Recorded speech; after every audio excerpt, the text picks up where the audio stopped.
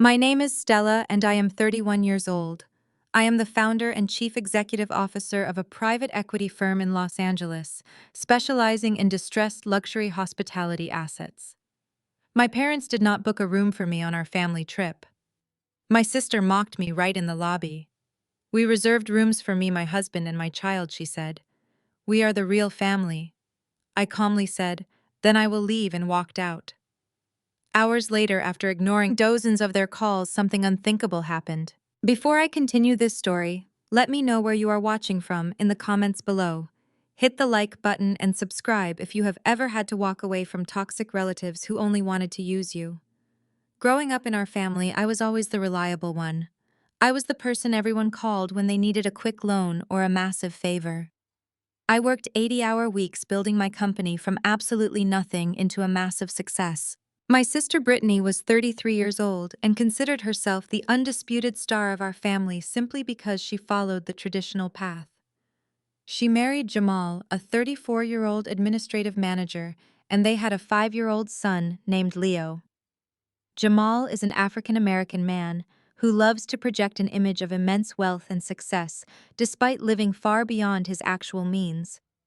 To my parents, Richard and Patricia, this marriage made Brittany the absolute standard of perfection. My own accomplishments in the corporate world were always treated as a cute little hobby.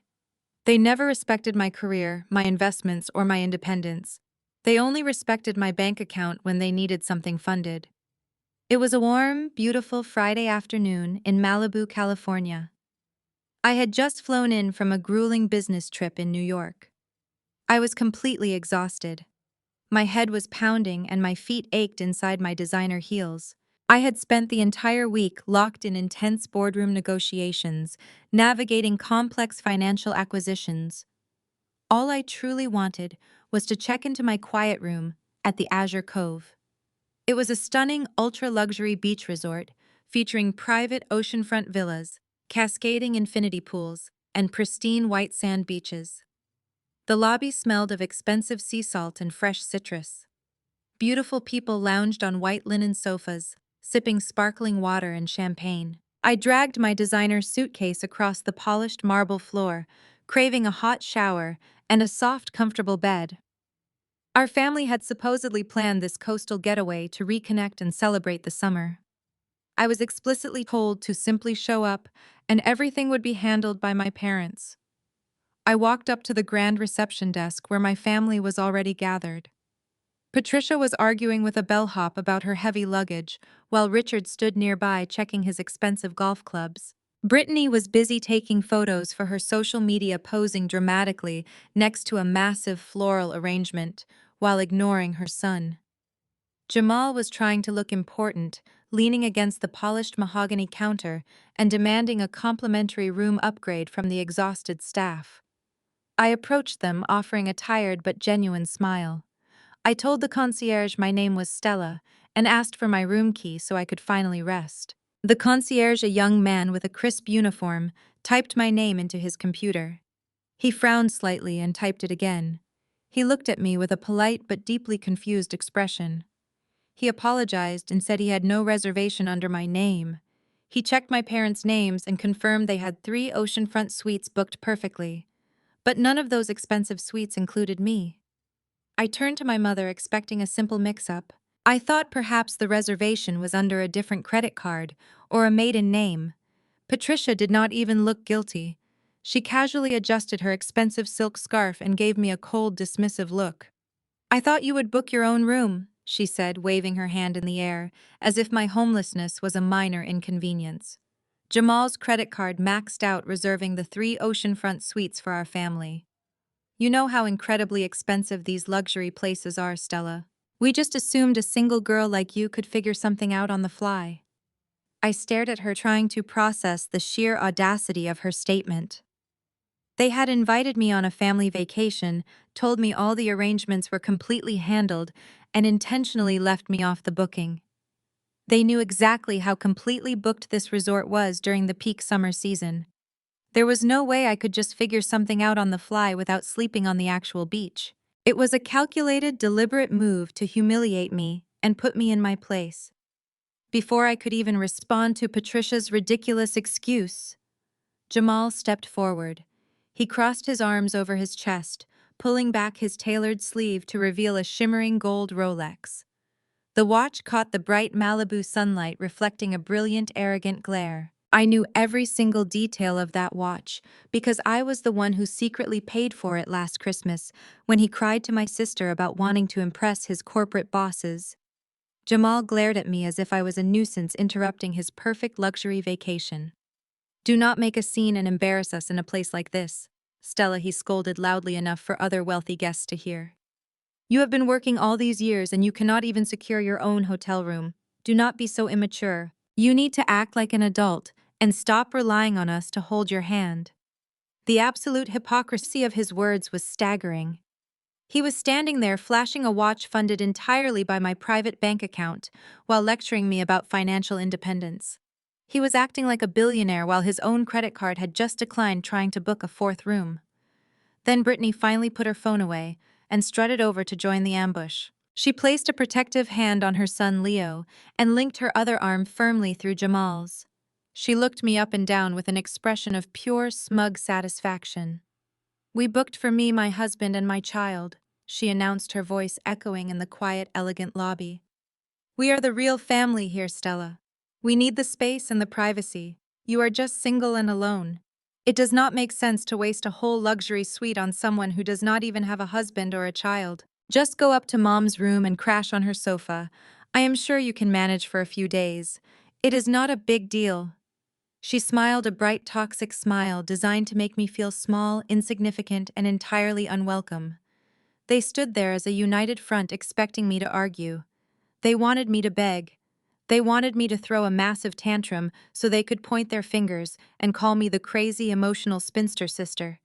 They thrived on that dynamic. They loved feeding off my frustration and making themselves look like the reasonable ones. But looking at them standing in the lobby of the Azure Cove, I felt absolutely nothing. No tears blurred my vision. No lump formed in my throat. I felt a sudden, overwhelming clarity wash over my exhausted body.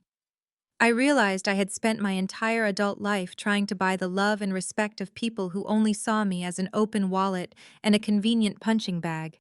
I looked at Patricus' indifferent face. I looked at Richard's cowardice as he pretended not to hear the conversation so he would not have to defend his own daughter. I looked at Jamal's stolen confidence and Brittany's arrogant sneer. I did not raise my voice. I did not make a scene. I looked Brittany dead in the eyes with a calm, freezing intensity. I simply said, "Then I will leave." I told them to enjoy their stay. I turned around on my designer heels, the sharp sound clicking against the marble floor. I pulled my suitcase behind me and walked out the grand glass doors into the warm California sun. I stepped into my waiting black luxury SUV and told my driver to take me home. I blocked their numbers and prepared to show them exactly what happens when you bite the hand that feeds you. This was not just about a hotel room anymore. It was about reclaiming my dignity and my future. I sat back against the soft leather seats of my vehicle and watched the resort fade away in the rearview mirror. The miserable game they had played for so many long years was finally completely over. I smiled to myself because I knew that I had already won. The leather interior of my SUV was cool and quiet. I leaned my head against the tinted glass and watched the palm trees of the Pacific Coast Highway blur into a continuous streak of green and brown. My driver navigated the winding coastal roads with practiced ease. The silence inside the vehicle stood in stark contrast to the humiliating circus I had just left behind in that hotel lobby. For the first few miles, my heart beat with a heavy and rhythmic thud against my ribs. It was not the fluttering panic of a victim. It was the steady drumming of a woman waking up from a decade-long trance. I closed my eyes and let the reality of the situation wash over me. I had spent 10 entire years funding a fake lifestyle for a family that viewed me as nothing more than a convenient, automated teller machine. Every luxury they enjoyed was paid for by the sweat of my brow and the late nights I spent locked in my corporate office. Brittany loved to parade around as the perfect upper-middle-class mother. She loved to post pictures of her flawless suburban life. But that life was a hollow shell propped up entirely by my silent generosity. I paid the down payment on their house. I covered the private school tuition for my nephew Leo. I even funded their extravagant anniversary trips because Jamal claimed his administrative manager's salary was temporarily tied up in bad investments. It was all a massive lie. My parents were no better.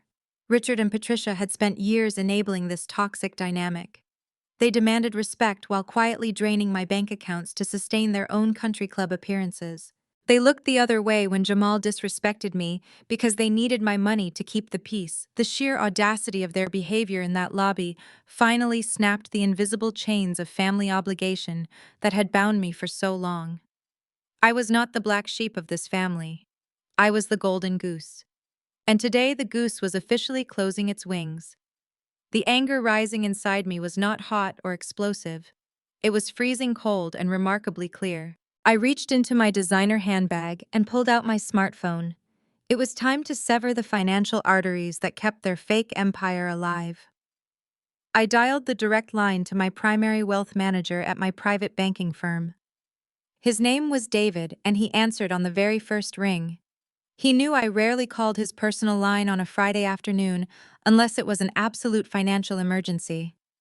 I did not bother with pleasantries or small talk. I gave him instructions that were lethal and immediate. I told him to pull up my personal accounts and identify the Black American Express card currently assigned to Patricia. I could hear the rapid clicking of his keyboard through the speaker. He confirmed the card number ending in 4209. I ordered him to cancel it immediately. I told him to report it as permanently closed by the primary account holder. I specifically instructed him to ensure no future charges would process under any circumstances, including pending hotel authorizations or dining reservations. Next, I moved to the auto-pay authorizations on my checking account. I told David to locate the monthly lease payment for the luxury vehicle currently driven by Jamal. It was a massive monthly expense that I had foolishly agreed to cover last Christmas when he cried poverty. I ordered David to revoke the payment authorization effective immediately. I told him to block any further transfers to the dealership or the financing company. David paused for a brief moment and professionally warned me that canceling the auto pay without notice would result in an immediate default on the lease. He explained that the vehicle would likely enter the repossession cycle within a matter of weeks. I smiled a cold and satisfied smile. I told him that was exactly the outcome I intended. I instructed him to freeze any and all secondary accounts linked to my family members.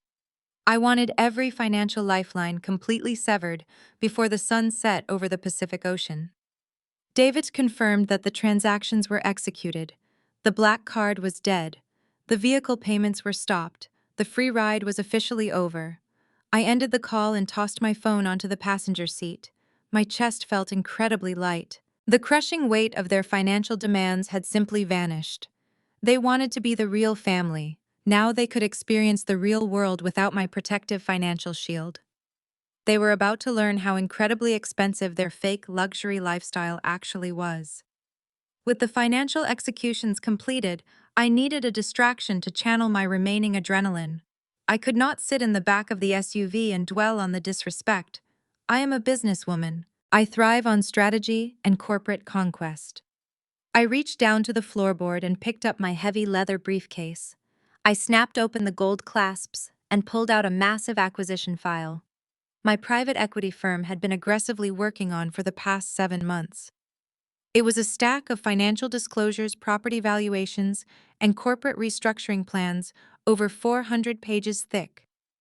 I placed the heavy binder on my lap and opened it to the executive summary. The irony of the situation was absolutely beautiful. It was almost poetic. The file contained the strategic roadmap for a hostile takeover of the exact parent company that owned the Azure Cove Resort. The luxury hospitality group had been bleeding money for 3 years due to terrible management and disastrous expansion decisions. They were currently facing imminent bankruptcy. My firm had been quietly buying up their distressed debt and accumulating a majority shareholder position through various proxy companies. We were days away from finalizing the total acquisition. I flipped through the revenue reports and profit margins. I highlighted sections detailing the poor performance of their flagship Malibu location, the very location where my family was currently attempting to live like royalty on a declined credit card. I studied the operational restructuring plans. As the incoming majority owner, I would have absolute authority to reshape the company board and dictate property management policies. I read through the details of the very exclusive VIP Ocean Club amenities. I reviewed the strict access policies for premium cabanas and luxury lounges. I realized that my family had no idea they were currently sleeping in a building that I was actively in the process of purchasing. They had kicked me out of a hotel that I was about to own. The sheer comedic value of their arrogance fueled my intense focus. I spent the rest of the car ride meticulously reviewing every single clause in the acquisition contract. I verified the final transfer dates and the legal transition of power. I drafted the email I would send my corporate attorneys the moment I stepped into my penthouse. I wanted the closing documents expedited without any further delays. I wanted the ink dry and the titles transferred by Monday morning. I wanted absolute control over the Azure Cove and its entire management structure. My family had boldly demanded I leave their precious vacation. They had cruelly mocked my single status and dismissed my hard work as irrelevant. But they completely failed to understand the level of power I wielded in the corporate world. They operated on the weak illusion of wealth, while I operated the massive machines that generated it. As my driver navigated the bustling streets of downtown Los Angeles, heading toward my luxury high-rise, I felt a profound sense of peace. The stinging pain of their public rejection was completely gone. It was replaced by the cold, calculating precision of a chief executive officer preparing to close the most satisfying deal of her entire career. I closed the heavy acquisition file and secured it back inside my briefcase. I looked out the window at the towering modern skyscrapers of the vibrant city. I was no longer the reliable and easily manipulated family doormat. I was an apex predator in a tailored white suit, and my family had just willingly walked right into my territory. The financial severance was silent, but the impending consequences would be incredibly loud. They thought they had won a petty argument in a crowded hotel lobby. They did not know they had just declared a brutal war on the incoming chairman of the board. The consequences of their immense disrespect were already in motion. I imagined Patricia standing at the front desk, demanding expensive champagne on my account. I pictured Jamal showing off his watch to the staff. Their entire world was about to crash down around them. The universe balances the scales of justice. Sometimes karma takes years to arrive, but sometimes it comes exactly when a luxury credit card is swiped and brutally declined. 4 hours passed since I left the resort. I was now standing in the center of my Los Angeles penthouse. The floor-to-ceiling windows offered a panoramic view of the city skyline. The sun was beginning its slow descent, painting the sky in brilliant shades of crushed violet and burnt orange. I had changed out of my tailored white suit and slipped into a simple silk robe. The soft fabric felt cool against my skin. The quiet atmosphere of my home was a stark contrast to the chaotic energy of the Malibu lobby. I poured myself a glass of vintage red wine from my private reserve. I walked over to the massive marble kitchen island and set my phone face down on the cool surface. I knew exactly what was coming. I was simply waiting for the inevitable explosion. The first domino fell at exactly 7:45 in the evening. My phone buzzed against the marble top. It was a single sharp vibration, then another followed, then three more in rapid succession. Within seconds, the device was vibrating so violently, it began to inch its way across the polished stone counter. I picked up my glass of wine and took a slow, deliberate sip. I watched the screen light up with dozens of notifications. The family group chat was officially imploding. I picked up the phone and unlocked the screen. The barrage of incoming messages was relentless. The sheer panic radiating from the text bubbles was palpable. I leaned back against the counter and began to read the frantic digital breakdown of their carefully constructed illusion. Patricia was the first to panic. Her messages arrived in rapid-fire bursts of capital letters and exclamation marks. "Stella, answer your phone right now," she demanded. "The front desk is claiming the black card is invalid. They are asking for a secondary form of payment for the incidental deposits. Call the bank immediately. Fix this. I scrolled past her initial demands. 5 minutes later, the tone of her messages shifted from annoyed command to genuine confusion. Stella, this is not funny anymore, she wrote. I just tried to buy Leo a toy from the resort boutique and the machine said the account is permanently closed. What did you do? Answer me. I did not type a single letter in response. I simply watched the chaos unfold in real time through the glowing screen of my phone. The real humiliation, however, was currently taking place inside the resort's exclusive Michelin-starred restaurant. I knew Jamal had booked the most expensive table they offered months in advance. He had bragged about securing a prime oceanfront view for their welcome dinner. He had undoubtedly ordered the most expensive items on the menu to impress the surrounding wealthy patrons. I could easily picture the scene in my mind.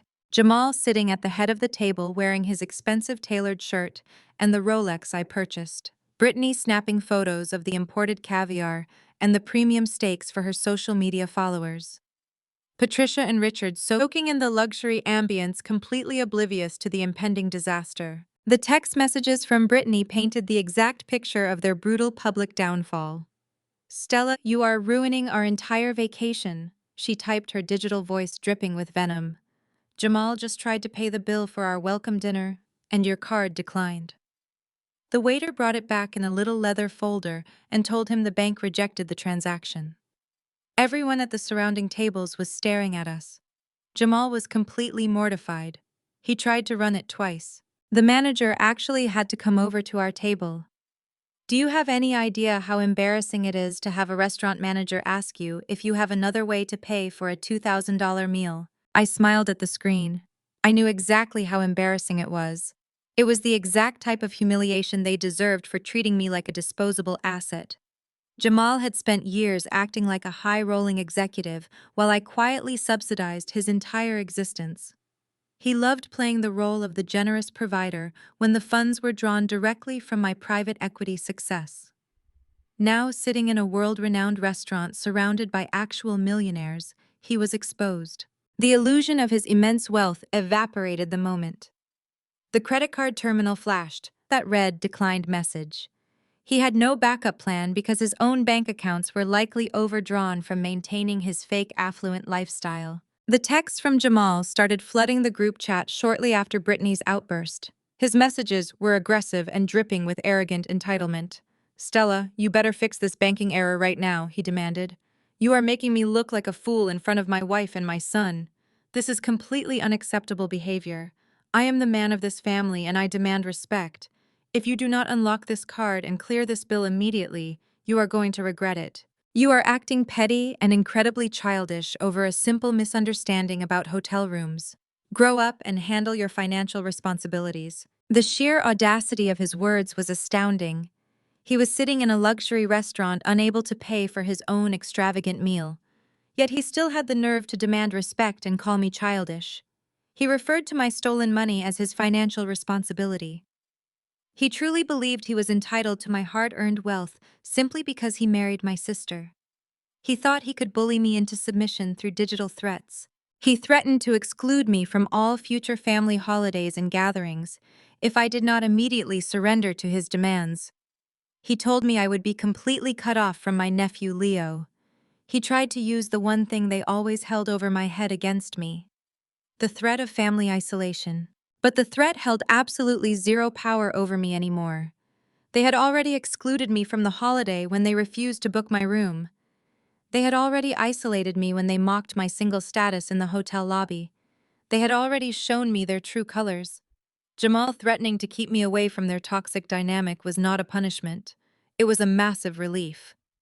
I read through the endless stream of toxic text messages. Patricia chimed back in, accusing me of being a bitter and jealous woman. She claimed I was intentionally trying to ruin Brittany's happiness because I was incapable of finding a husband of my own. She demanded I stop throwing a tantrum and restore their access to the funds. Richard, my father, remained entirely silent in the group chat. Just like in the hotel lobby, he chose cowardice over confrontation. He was perfectly fine enjoying the $2,000 dinner, but he would not dare type a message to the daughter who was supposed to pay for it. He let his wife and his son-in-law do the dirty work.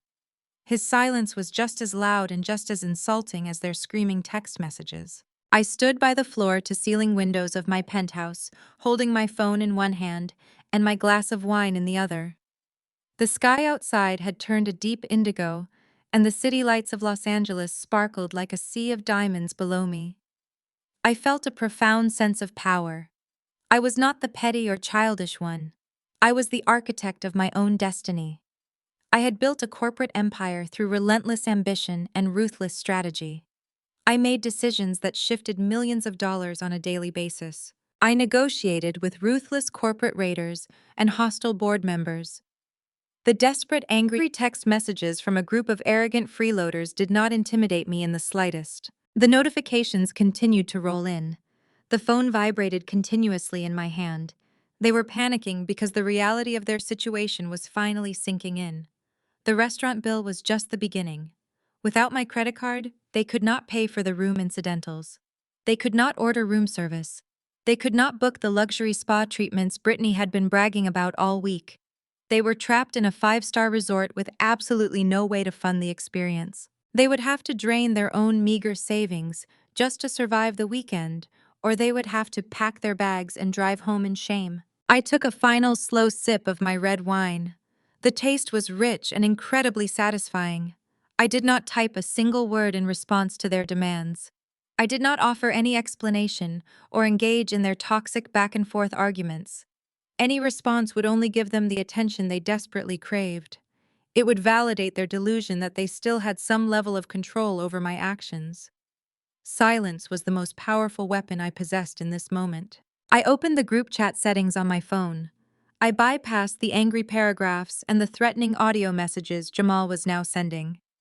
I navigated to the notification settings and selected the mute option. I chose to mute the conversation permanently. I watched as the little bell icon with a slash through it appeared next to the family chat name. The continuous vibrating instantly stopped. The flood of toxic demands was completely silenced. I set the phone down on the marble counter. I walked away from it entirely. I moved into my spacious living area and sat down on my plush velvet sofa. I picked up the thick acquisition file for the Azure Cove Resort parent company. The pages were filled with financial projections and structural reorganization plans. I needed to prepare for the final transition of power. My family was currently fighting over a single restaurant bill, while I was preparing to take ownership of the entire hospitality chain. The contrast between our lives had never been more clear. They were consumed by the shallow desire to appear wealthy to strangers, while I was focused on actually building generational wealth and securing absolute corporate power. The declined credit card was just the opening act of their consequences. The real reality check was still preparing to make its grand entrance. I spent the rest of the night reviewing the operational contracts and highlighting the specific clauses related to resort security and guest behavior protocols. I wanted to be fully prepared for the property inspection I was planning. I felt a deep, calming sense of control. The panic happening in Malibu was no longer my problem. I was simply enjoying my wine and plotting my next corporate move. The morning sun pierced through the floor-to-ceiling windows of my corporate headquarters in downtown Los Angeles. I stood by the massive glass panes watching the city below me wake up to the brutal reality of a brand new, highly competitive business day. I arrived at the office at exactly 6 in the morning. My tailored charcoal gray suit perfectly matched the serious and calculating energy I brought into the building. The aroma of freshly brewed espresso filled the private executive suite. I walked past the glass walls of my private equity firm, where my team of financial analysts and corporate lawyers were already buzzing with intense activity. They had been working through the night to finalize the massive structural reorganization of the luxury hospitality group. Today was the day we would officially execute the hostile takeover. I entered my sleek private boardroom and took my seat at the head of the massive mahogany table. The room was soundproofed and strictly off-limits to anyone without top-level security clearance. My lead corporate attorney, a ruthless and brilliant man named David, sat to my right. My chief financial officer sat left. Spread across the polished wood surface were hundreds of pages of binding legal contracts, financial disclosures, and immediate transfer of asset agreements. The parent company of the Azure Cove Resort had exhausted all their stalling tactics. They were out of capital, out of leverage, and entirely out of time. We held the majority of their distressed debt and forced them into immediate liquidation. I sipped my espresso and watched the digital clock on the wall tick closer to the opening of the financial markets. The tension in the boardroom was electric. It was the intoxicating thrill of absolute corporate conquest. David slid the final purchase agreement across the table toward me. He pointed a silver pen at the signature line on the bottom right corner of the heavy parchment paper. He confirmed that all opposing counsel had officially conceded to our terms. The outgoing executives were surrendering their voting rights and immediately stepping down from their positions in exchange for heavily reduced severance packages. I picked up the silver pen and signed my name.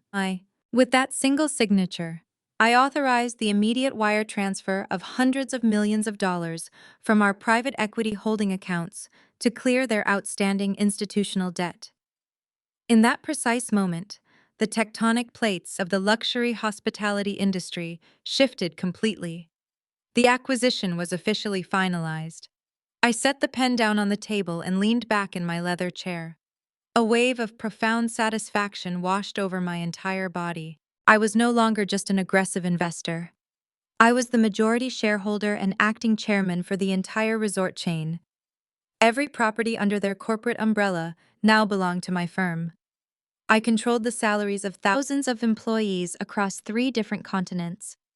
Most importantly, I owned the Malibu real estate where my family was currently attempting to survive. I looked at David and instructed him to immediately file the necessary disclosures with the Securities and Exchange Commission. I wanted the corporate world to wake up to the news that the acquisition was complete and under new, highly aggressive management. My chief financial officer handed me the updated operational hierarchy chart. As the new chairman, my first official executive action was to review the performance metrics of their flagship locations. I specifically requested the operational files for the Malibu property. The financial mismanagement of that specific resort was staggering. The previous leadership had allowed basic quality standards to slip while dramatically overpricing their luxury suites to compensate for low occupancy rates. It was a classic example of corporate incompetence. I knew exactly how to fix it, and my restructuring plan was going to be swift and incredibly brutal.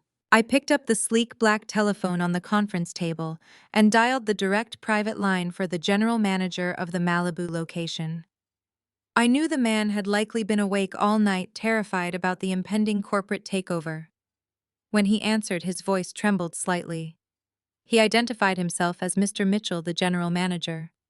I introduced myself simply as Stella, the new chairman of the board, and the majority owner of his entire hospitality group. The silence on the other end of the line was absolute. I could practically hear the blood draining from his face. I did not offer any warm greetings or reassuring platitudes. I spoke with the icy precision of a demanding executive who expected absolute perfection. I informed Mr. Mitchell that the previous corporate structure was officially dissolved. I told him that his continued employment at my resort was entirely dependent on his performance over the next 48 hours. I instructed him to freeze all current employee schedules and prepare for a comprehensive operational audit. I wanted every financial ledger ready for my immediate inspection. Mr. Mitchell stammered a quick, "Yes, Mom." I informed him I would be arriving tomorrow morning at exactly 10 o'clock for a discreet, unannounced property inspection. I explicitly commanded him not to inform the resort staff. I wanted to observe the guests and atmosphere without the artificial polish of a planned corporate visit. He quickly agreed to my strict terms. I told him to gather his top security personnel and prepare to escort my legal team through the VIP areas. I mentioned that we would be specifically reviewing the access protocols for the premium cabanas and the oceanfront lounges. I wanted to ensure that the strict privacy standards of the resort were being flawlessly maintained. I ended the call and placed the receiver back on the cradle. I instructed David to clear my schedule for tomorrow. I told him to select two of our most ruthless corporate lawyers to accompany me. We were going to enforce my new operational standards with absolute zero tolerance for any infractions. The rest of the morning was a blur of strategic corporate planning. I reviewed the executive staff profiles, deciding who would be immediately terminated and who might be salvaged. I drafted the new internal policy memos to distribute to all employees by Friday. I completely immersed myself in the complex mechanics of corporate leadership.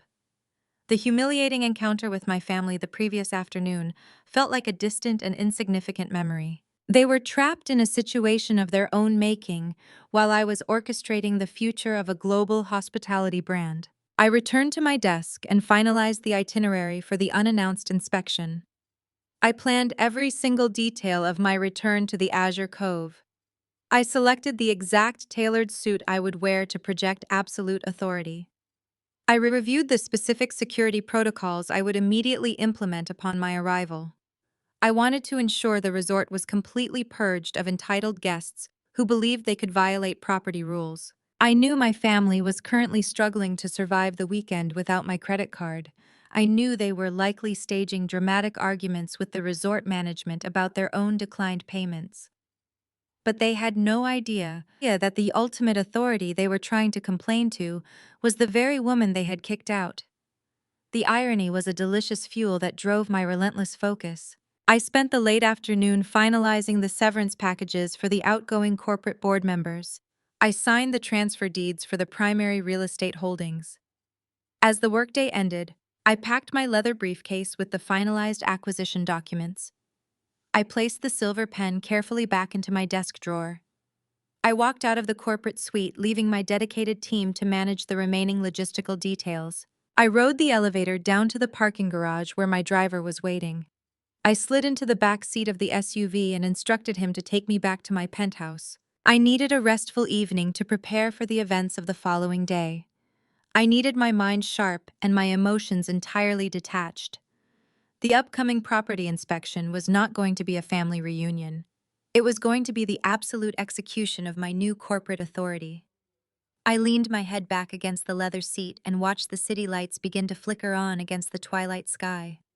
The quiet hum of the vehicle was soothing. I thought about the exact moment I would step back into the grand marble lobby of the Azure Cove. I thought about the look of terror that would be painted across Mr. Mitchell's face when he finally met his new chairman. I thought about the swift and brutal operational changes I was about to enforce. The era of fake luxury and unpaid bills was officially over. The era of Stella had definitively begun. I closed my eyes and let a calm, confident smile spread across my face. Tomorrow morning, the reality check was going to be delivered, and I was going to hand it over personally. The morning sun pierced the coastal fog as my private driver navigated the sleek vehicle through the towering iron gates of the Azure Cove. Exactly 2 days had passed since I calmly walked out of the main lobby, leaving my toxic family standing at the reception desk. Today I returned not as an uninvited sister begging for a spare sofa, but as the absolute authority of the entire coastal property. I stepped out of the luxury car, placing my designer heels firmly onto the pristine cobblestone driveway. I wore a crisp white tailored suit that fit flawlessly, projecting absolute dominance. My hair was pulled back into a sleek low bun, and my dark sunglasses shielded my eyes from the blinding Malibu sunlight. I did not look like a guest hoping for a vacation upgrade. I looked like a powerful woman who owned the building, which was now a verified factual reality. Mr. Mitchell, the general manager, was waiting anxiously by the massive glass front doors. He looked completely terrified.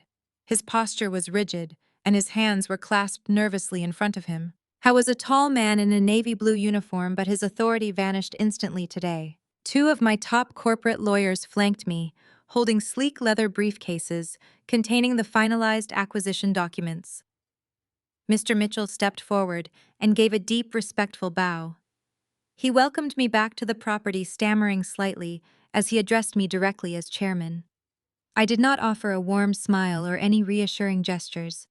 I simply nodded and instructed him to begin the private tour immediately. I wanted to see the operational flaws with my own eyes. We walked through the expansive main lobby. It was the exact lobby where my sister had proudly mocked me 48 hours prior. The marble floors gleamed under the massive crystal chandeliers. I pointed out the slow response time of the front desk staff and the minor scuffs on the brass luggage carts. Mr. Mitchell frantically took notes on a small digital tablet, sweating profusely under the pressure of my relentless scrutiny. I informed him that the standard for a luxury resort had to be absolute perfection, and anything less would result in immediate terminations. My lawyers walked silently behind us, acting as a constant visual reminder of my absolute legal authority. We moved past the central dining areas and lavish infinity pools. The resort was sprawling, covering acres of premium oceanfront real estate. I asked Mr. Mitchell for the exact occupancy numbers and the daily revenue reports.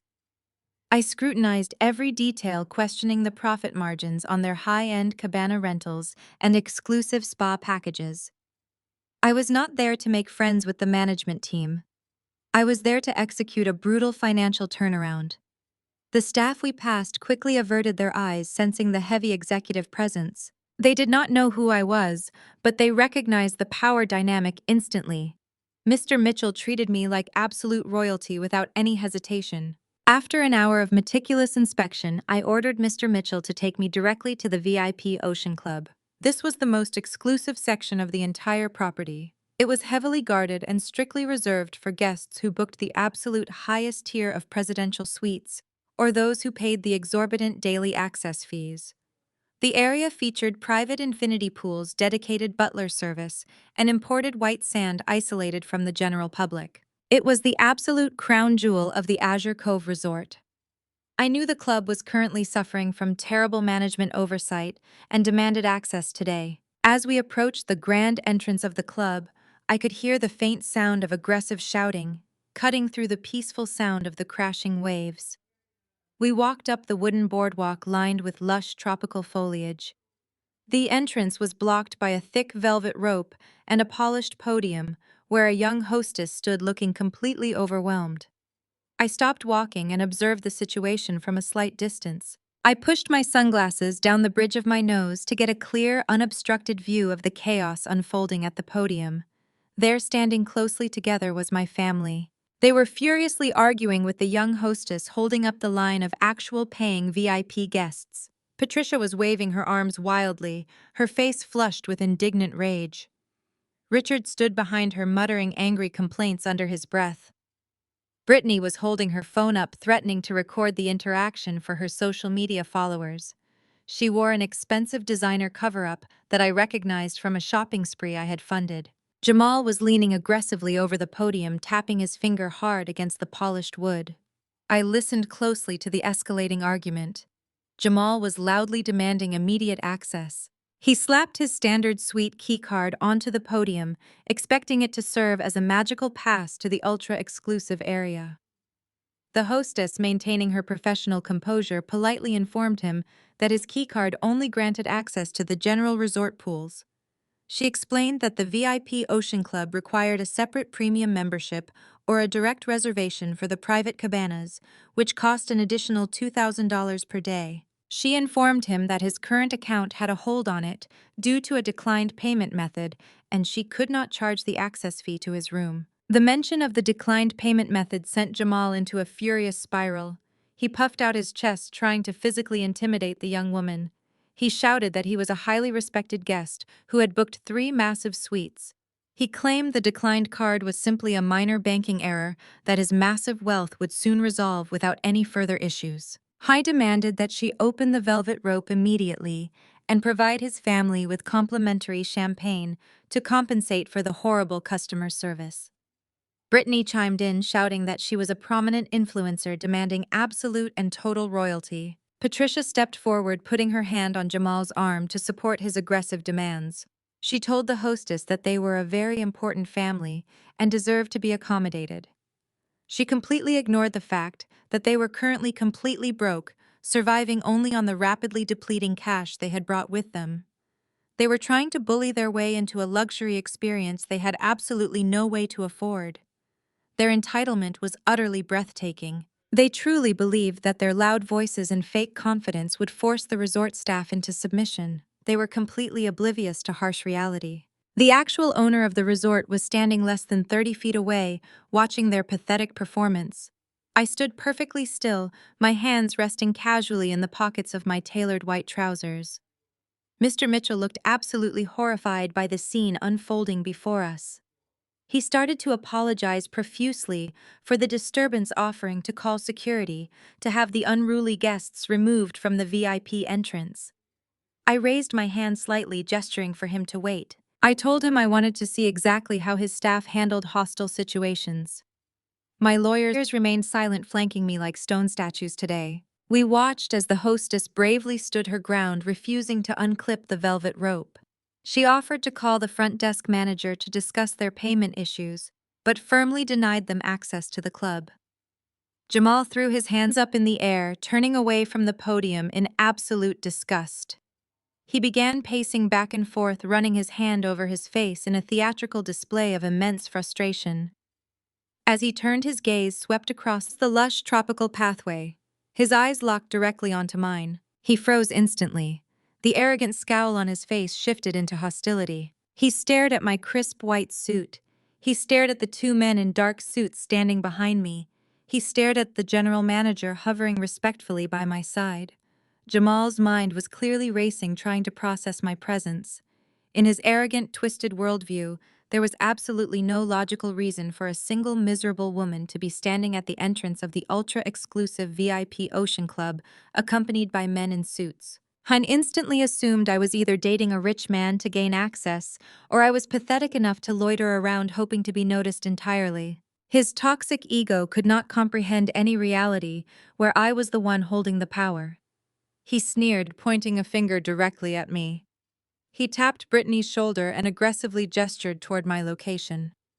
Brittany turned around, her eyes narrowing with instant venom.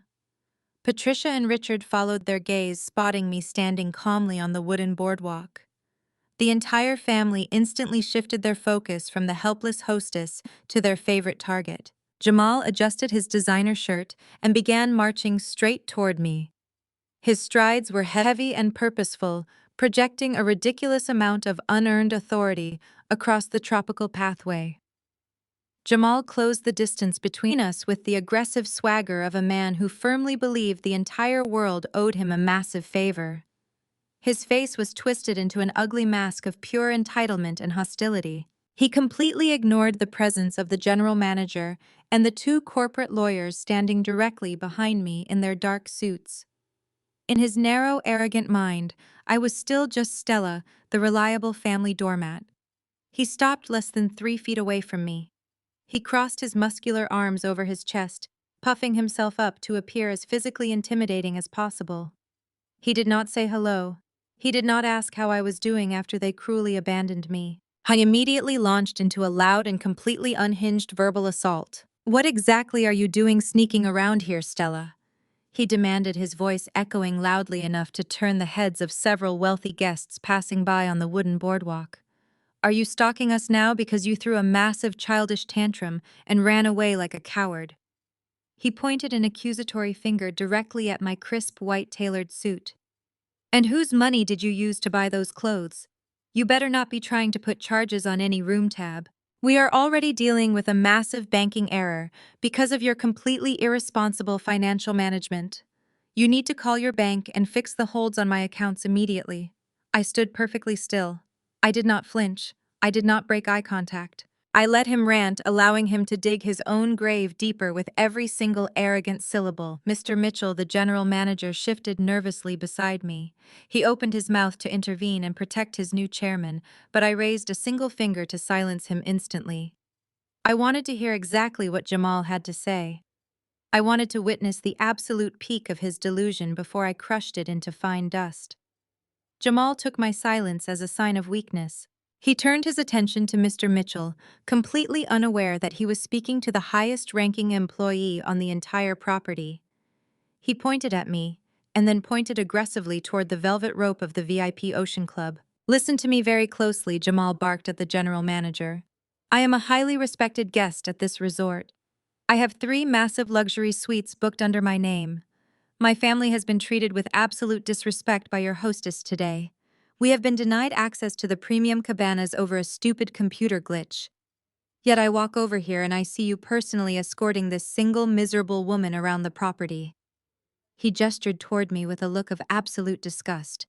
If you let this single miserable woman in my family deserves a cabana right now. I demand to speak to corporate immediately. I demand absolute compensation for this completely unacceptable treatment. Brittany arrived right behind him, her designer sandals clicking loudly against the wooden pathway. She crossed her arms, matching her husband's aggressive posture. She glared at me with absolute venom. Seriously, Stella, she sneered loudly. You could not even book your own hotel room 2 days ago, and now you are trying to sneak into the VIP lounge by flirting with the resort staff. It is completely pathetic. You are making our entire family look incredibly bad in front of these people. You need to leave this area right now before I call security and have you removed for harassing us on our family vacation. The sheer irony of her threatening to call security on the actual owner of the building was a masterpiece of comedic timing. My two corporate lawyers stood perfectly rigid, their faces completely blank. They were seasoned legal sharks who dismantled entire global corporations for breakfast. They were currently watching a mid-level administrative manager and a social media influencer scream at a billionaire private equity chief executive officer. It was a level of stupidity they had likely never witnessed in their entire extensive legal careers. Patricia and Richard finally caught up to the group, pushing their way past the velvet rope and the bewildered hostess. Patricia looked flustered, her expensive silk scarf slipping off her right shoulder. She saw me standing there flanked by men in expensive suits and her entire demeanor shifted instantly. Unlike Jamal and Brittany, my mother possessed a highly tuned radar for shifting power dynamics. She looked at the expensive tailored cut of my white suit. She noticed the incredibly deferential posture of Mr. Mitchell standing respectfully beside me. She recognized the undeniable aura of wealth and authority radiating from the two lawyers directly behind me. Patricia did not assume I was sneaking in like a peasant. Patricia immediately assumed I had found a wealthy new target to fund my life, and by extension her life. Her eyes widened with sudden calculating greed. She pushed her way past Jamal and stepped directly into my personal space. Stella, darling. Patricia cooed, her voice instantly dripping with a sickeningly fake sweetness that made my stomach turn. We have been looking everywhere for you. We were so incredibly worried when you just vanished from the main lobby. You know your sister did not mean those harsh things she said to you. It was just the stress of traveling speaking. She reached out and firmly grabbed my left arm. Her grip was tight and desperately clinging. Her perfectly manicured fingernails dug sharply into the pristine white fabric of my designer blazer. She leaned in close, lowering her voice to a conspiratorial whisper that everyone around us could still clearly hear. "Honey, who are these distinguished gentlemen?" Patricia asked, fluttering her eyelashes toward my corporate lawyers. "Are they new friends of yours?" "Listen, darling, we are having a tiny little issue with the resort management today. There is a ridiculous misunderstanding about our access to the VIP Ocean Club and some silly block on the credit cards. Since you clearly have some sort of connections here, I need you to fix this right now. Tell your new friends to get us inside the gates. We need 4 premium lounge chairs and a round of free drinks immediately. Tell them we are with you." Richard stepped up beside his wife, nodding eagerly in agreement. "Yes, Stella," he commanded, his voice carrying its usual patriarchal arrogance. "Do not just stand there acting stubborn and ruined a good time. Use whatever connections you have to secure us a luxury cabana. Your mother has been incredibly stressed today, and Jamal deserves to relax after working so hard to bring us all here. You owe us an apology for abandoning the family trip anyway. Fix this VIP situation for us, and we will forgive your little tantrum from Friday. We will even let you join us for lunch if you pay the bill." I stared at the two people who had given me life. 2 days ago, they had watched me get publicly humiliated and told me to sleep on a sofa. 2 days ago, they had happily enabled Jamal to disrespect my entire existence. Now, because they were facing the absolute horror of a declined credit card and a velvet rope they could not cross, they demanded I use my perceived influence to rescue them. They completely ignored the fact that they had left me practically homeless in a strange city as 48 hours prior. Their entitlement was a massive untreated disease, and I was the absolute definitive cure. I looked down at Patricia's hand gripping my tailored sleeve. I felt a sudden surge of absolute total disgust. I did not flinch. I did not raise my voice to match their chaotic, panicked energy. I maintained perfect icy stillness. I looked back up into my mother's eyes. I saw the desperate greed shining brightly in her pupils. I saw the years of emotional manipulation, the endless financial demands, the constant belittling, and the unwavering favoritism she had always shown to Brittany. I realized in that exact crystal clear moment that I felt absolutely nothing for these people anymore. The biological connection was completely permanently severed by their own toxic actions. I smoothly and forcefully pulled my arm away from Patricia's desperate grip. My movement was so sharp and mathematically precise that she actually stumbled slightly backward. I brushed the spot on my white blazer where her fingers had just been, as if dusting off a minor insignificant piece of dirt. The casual, brutal dismissal in my gesture caused a ripple of absolute shock to wash over her face. Richard puffed his chest out, preparing to yell at me for disrespecting my mother in public. Brittany gasped loudly, placing her hand over her chest, in dramatic theatrical outrage. Jamal took another aggressive step forward, ready to escalate the physical intimidation. I did not look at them again. I completely removed them from my line of sight, as if they were entirely invisible. I turned my head slowly and locked my eyes directly onto Mr. Mitchell. The general manager straightened his spine, instantly bracing himself for my executive command. He knew exactly who held the ultimate power in this scenario. He knew his entire lucrative career depended entirely on how he executed my next set of instructions. I spoke with the calm, lethal authority of a corporate predator who had just perfectly trapped her prey. My voice was completely steady, devoid of any emotional fluctuation. It was the voice of absolute finality. Mr. Mitchell. I said my words cutting through the humid ocean air like a polished steel blade. Enforce the resort policy. I want no unauthorized access to any premium areas on this entire property. You will not grant any exceptions for these individuals. You will not offer any complimentary services or accommodations. Remove them from the VIP perimeter immediately. If they refuse to comply or attempt to harass your staff further, you will involve the local authorities without hesitation. Do I make myself absolutely clear? The silence that followed my command was deafening.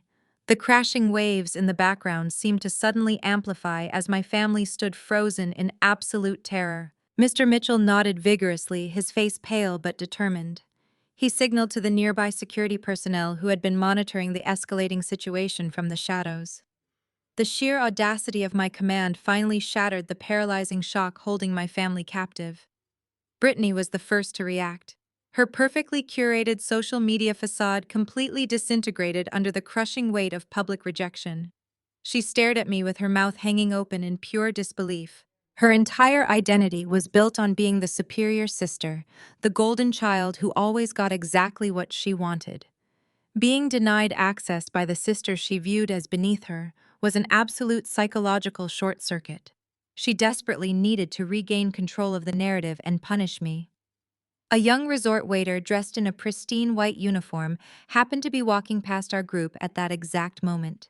I was balancing a silver tray holding several crystal glasses filled with an expensive vintage red wine. Brittany saw her opportunity for destructive vengeance. She did not hesitate for a single second. She reached out with aggressive speed and snatched one of the crystal glasses directly from the waiter's tray. The sudden movement caused the waiter to stumble slightly, but he managed to keep the rest of the heavy tray balanced. Brittany gripped the stem of the glass tightly. She looked me dead in the eyes with a twisted, furious snarl. "You arrogant, ungrateful witch," she screamed at the top of her lungs. "You think you can talk to us like this? You think you are better than me just because you are wearing some cheap knockoff suit. You are nothing, Stella. You will always be nothing."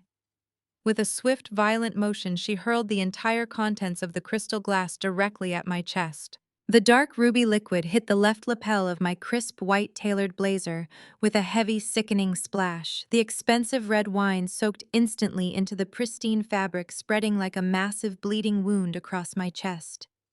Dark crimson droplets splattered against my silk blouse and dotted the polished wooden boardwalk at my feet. The immediate area plunged into an absolute deathly silence. The wealthy resort guests who had been pretending not to watch the argument suddenly gasped out loud. Several women covered their mouths in pure shock. I stood completely motionless. I did not raise my hands to protect myself. I did not flinch or wipe at the dripping stain, ruining my designer clothing. I simply looked down at the dark red liquid soaking into my lapel and then slowly raised my gaze back to my sister. Brittany stood there panting heavily with the empty crystal glass still clutched in her shaking hand. A brief moment of triumphant satisfaction crossed her face before the harsh reality of her actions began to set in. She had just assaulted another guest in the middle of a five-star luxury resort. The physical attack immediately triggered the resort's strict security protocols. The head of security, a tall, broad-shouldered man who had been shadowing Mr. Mitchell, stepped rapidly forward. He placed himself directly between me and my sister, creating a firm physical barrier to protect me from any further violence. "Ma'am," he said, his voice deep and authoritative, "I need you to step back immediately and hand me the glass. You are violating resort policies and endangering other guests." This standard security intervention was the absolute breaking point for Jamal. His fragile, inflated ego could not handle seeing his wife reprimanded by a staff member. He perceived the security guard's protective stance as a direct physical challenge to his toxic masculinity. He let out a loud, aggressive roar and charged forward like a completely unhinged bull. He completely ignored the fact that he was the aggressor in this scenario. He wanted to assert his dominance and prove he was the alpha male of the entire property. "Do not you dare disrespect my wife, you glorified rent-a-cop!" Jamal bellowed, launching himself at the security officer. He raised his hands and shoved the guard with every ounce of physical force he possessed. The violent impact caught the security guard slightly off guard. The sheer momentum of his aggressive charge sent the guard stumbling backward across the polished floor. The guard tried to catch his balance, but his heavy boots slipped on the slick surface where Brittany's red wine had just spilled.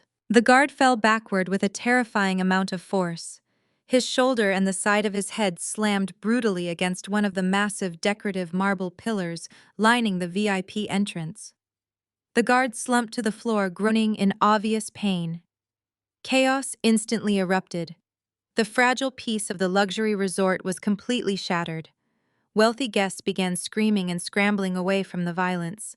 Waitstaff dropped their trays. The young hostess at the podium grabbed her radio and frantically called for emergency medical assistance and immediate police backup. Jamal stood over the fallen security guard, puffing his chest out and breathing heavily. He looked around the terrified crowd with a deeply disturbing look of arrogant satisfaction on his face. He actually believed he had just defended his honor and proven his immense worth. He turned back to face me, pointing an aggressive finger in my direction. "This is entirely your fault, Stella," he shouted over the screams of the surrounding guests. "If you had just done what you were told and got us our cabana, none of this would have happened. You made me do this." Richard finally snapped out of his cowardly silence. Seeing his son-in-law assault a staff member did not trigger any sense of moral outrage or basic human decency in my father. Instead, it triggered his deeply ingrained delusion of upper-middle-class superiority. He believed that having money, even fake borrowed money, meant he was completely immune to any legal or social consequences. He stepped up beside Jamal, his face red with indignant fury. He pointed his finger at Mr. Mitchell, who was currently kneeling beside the injured security guard and calling for paramedics. "This is an absolute outrage," Richard screamed. "Your security guard clearly attacked my family. My son-in-law was simply defending his wife. I am going to sue this entire resort into absolute oblivion. I will tie this property up in endless litigation until you are all begging for mercy on the street. I will legally destroy you." Patricia grabbed Richard's arm, pulling him back slightly, but nodding in agreement with his threats. "Yes, Richard, tell them," she cried theatrically. "We are important guests, and we have been treated like absolute criminals. We demand total compensation for this trauma. We demand that guard be fired immediately. In fact, we demand the general manager be fired as well. We will not tolerate this level of profound disrespect." Richard puffed his chest out further, emboldened by his wife's support. He glared at me, and then directed his ultimate threat at the entire resort staff. "You have no idea who you are dealing with," he bellowed, attempting to sound like a billionaire tycoon. "I will personally purchase this entire luxury resort chain and happily fire every single one of you fools. I will start with you, Stella. I will make sure you are blacklisted from every luxury establishment in California. You will never set foot in a place like this again." The delusion was magnificent to witness. Richard, a man facing severe financial ruin, was standing in a massive crime scene, threatening to buy a luxury resort chain. I was threatening to fire the staff of a building he could not afford to sleep in. He was threatening to banish me from a property I already legally owned. The trap was now fully sprung. They escalated a simple request to leave the premises into an actual violent felony. There was absolutely no walking back from this. Dozens of wealthy witnesses and high-definition security cameras recorded every single second of their criminal behavior. I stood still, letting Richard's screams wash over me. The dark wine continued to drip down my white blazer, but I did not care. It was simply the cost of doing spectacular business. I pinched the frame of my dark designer sunglasses and pulled them down, removing them from my face. I folded the arms of the glasses and slid them into the front pocket of my ruined blazer. I looked directly into Richard's angry eyes. The freezing temperature of my gaze made him falter. The absolute lack of fear confused him deeply. I did not yell. I did not scream back. I simply turned my head slightly to the right. My two corporate lawyers stepped forward. They moved with the synchronized precision of lethal corporate predators. The taller lawyer unclasped his leather briefcase and reached inside. He pulled out a thick, heavy binder filled with ironclad, legally binding documents. The moment of absolute legal execution had finally arrived. My lead corporate attorney, David, stepped smoothly past the puddle of spilled wine. He moved with the terrifying grace of a predator who had successfully cornered his prey. He did not look angry or intimidated by Richard's loud, pathetic threats. He looked entirely bored. He stopped directly in front of my father and Jamal. He held out the thick leather-bound binder, extending it toward Richard's chest. Richard looked at the heavy document with deep confusion. He crossed his arms, stubbornly refusing to take it. He puffed out his chest and tried to maintain his fake billionaire persona. He loudly declared that he did not accept random papers from glorified paralegals. He threatened to call his own legal team to handle this petty harassment. David simply let out a dry, humorless laugh. He did not pull the binder back. He opened it right there, revealing the heavy embossed parchment paper of the master acquisition contract. He looked Richard dead in the eyes with absolute corporate boredom. He calmly explained that he was not handing over a lawsuit. He was presenting the official transfer of ownership documents for the entire luxury hospitality group. David informed them that as of 8 o'clock this morning, the parent company of the Azure Cove had formally dissolved its previous executive board. All distressed debt had been liquidated and cleared by a private equity firm based in Los Angeles. He pointed a sharp, manicured finger at the golden seal stamped at the bottom of the first page. He suggested Richard read the name of the new majority shareholder and acting chairman of the board. Jamal leaned over his father-in-law's shoulder. His eyes scanned the dense legal jargon, trying to make sense of the corporate terminology. His gaze finally landed on the bold black ink at the bottom of the page, the exact spot where the ultimate authority was legally cemented. I watched Jamal's eyes widen in slow, horrifying realization. His lips parted silently. He looked up from the paper and stared directly at me.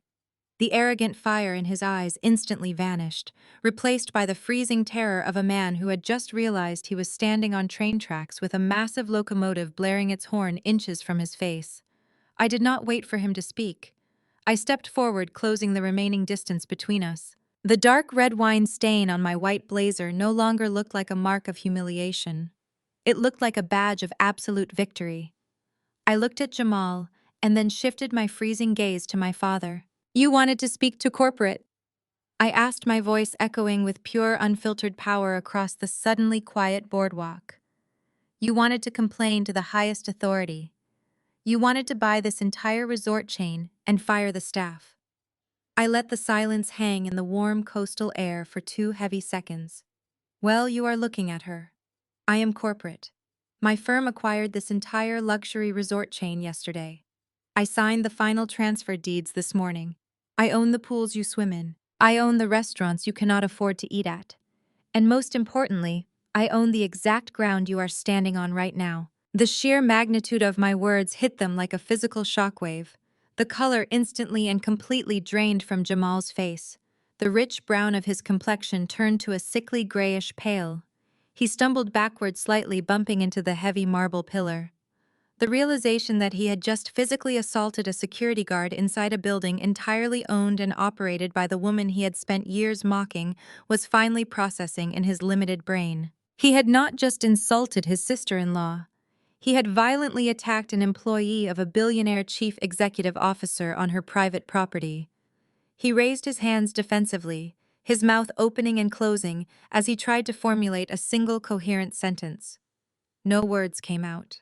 He was completely suffocated by his own catastrophic failure. Brittany stood frozen like a broken porcelain doll. The crystal glass she had used to assault me slipped from her trembling fingers. It shattered against the wooden boardwalk, sending sharp shards of glass flying across the pathway. A second later, her expensive designer handbag dropped from her shoulder and hit the ground with a heavy, pathetic thud. Her entire carefully constructed universe was aggressively imploding right in front of her eyes. Her brain simply could not reconcile the contradictory information. I was supposed to be the single, miserable sister. I was supposed to be the financial stepping stone that elevated her perfect family. I was the target of her endless jokes. I was never supposed to be the actual billionaire owner of the luxury resort she was desperately using for social media validation. She looked at the stain on my blazer and then looked at the two corporate lawyers. She realized that throwing wine on me was not just a petty sibling argument. It was a documented assault on a corporate executive in front of multiple legal witnesses. Patricia was the first to try and pivot. My mother possessed a terrifying survival instinct that always kicked in when money was involved. She watched the heavy binder snap shut in David's hands. She looked at the terrified expression on the general manager's face as he stood respectfully behind me. She saw the absolute power I held in this space. The anger and indignation vanished from her face with frightening speed. The switch was flipped instantly. She attempted to transform back into a loving, supportive matriarch. She clasped her hands together over her chest and forced a wide, trembling smile onto her lips. She took a step toward me, her voice dripping with artificial sweetness. "Stella, my darling girl." Patricia cooed, her voice shaking with desperate greed. "I cannot believe it. A billionaire. We had absolutely no idea you were working on something so incredibly massive. This is just a huge, silly misunderstanding. We were just stressed from the travel and the banking errors. You know your sister did not mean to spill that wine on your beautiful suit. She was just clumsy. We are your family, Stella. We are so incredibly proud of everything you have built. You have to forgive us for being a little cranky today. Let us just go inside to your private office and sort this all out over a nice bottle of champagne. We can celebrate your amazing new company together as a real family." Her attempt at reconciliation was utterly repulsive. She was literally standing next to the security guard. Her son-in-law had just violently attacked and she was asking for free champagne to celebrate my money. 2 days ago, she had told me to sleep on a sofa because I was not a real part of their family unit. Now, because she realized I possessed immense wealth, she was desperately trying to claim her position as the proud mother of a corporate titan. She reached out again, trying to grab my arm to establish a physical connection of fake maternal love. I stepped back cleanly, avoiding her grasping hands. The disgust on my face was completely unfiltered. I did not need to hide my contempt anymore. I looked at her with the cold, analytical eyes of a woman who was actively cutting a toxic liability from her corporate and personal portfolio. "Do not touch me," I said, my voice low and lethal. "Do not ever call me your darling girl again. You do not get to celebrate my success. You do not get to claim any pride in my accomplishments. You spent the last decade using me as an automated teller machine to fund your pathetic illusion of high society wealth. You sat back and watched Jamal disrespect me because you wanted the cars and the vacations my money provided. You enabled Brittany's toxic narcissism because it made you feel superior." Richard finally found his voice. It was weak and completely stripped of its usual patriarchal dominance. Stella, please, he stammered, looking directly at my face. You are taking this way too far. We are your parents. We gave you life. You owe us some basic respect. You cannot just buy a hotel and treat us like criminals. I turned my freezing gaze toward my father. I do not owe you anything, Richard, I replied, refusing to call him Dad. I paid my debt to this family 100 times over. I funded your entire fake reality. I bought the watch on Jamal's wrist. I paid the tuition for your grandson. I financed the lease on the vehicle you proudly drive to your country club. I gave you everything, and you repaid me by treating me like garbage the moment you thought I was useless to you. And now you have the absolute audacity to demand respect after your son-in-law assaulted my staff and your daughter assaulted me. You are not in control anymore. I continued, my voice rising just enough to ensure every single wealthy guest and staff member standing in the lobby heard my final judgment. You pushed me away because you thought you could survive without my money. You burned the only bridge that kept your fragile lives intact. You wanted to complain to the corporate office. Now the corporate office is telling you that your free ride is permanently terminated. You will never see another dime of my wealth. The silence following my declaration was absolute. Patricia stared at me with wide, terrified eyes. She reached out trembling, but I took a deliberate step back. She tried to force another smile, but her lips just quivered pathetically. Stella, please, she begged, her voice cracking under the immense weight of her own greed. You are angry right now, and you have every right to be. We made a terrible mistake. But you cannot mean what you just said. We are your blood. We are your mother and father. We raised you. You cannot just cut us off and leave us with nothing. I looked at her without pity. The time for maternal manipulation had officially expired. I did not owe them another second of my emotional energy.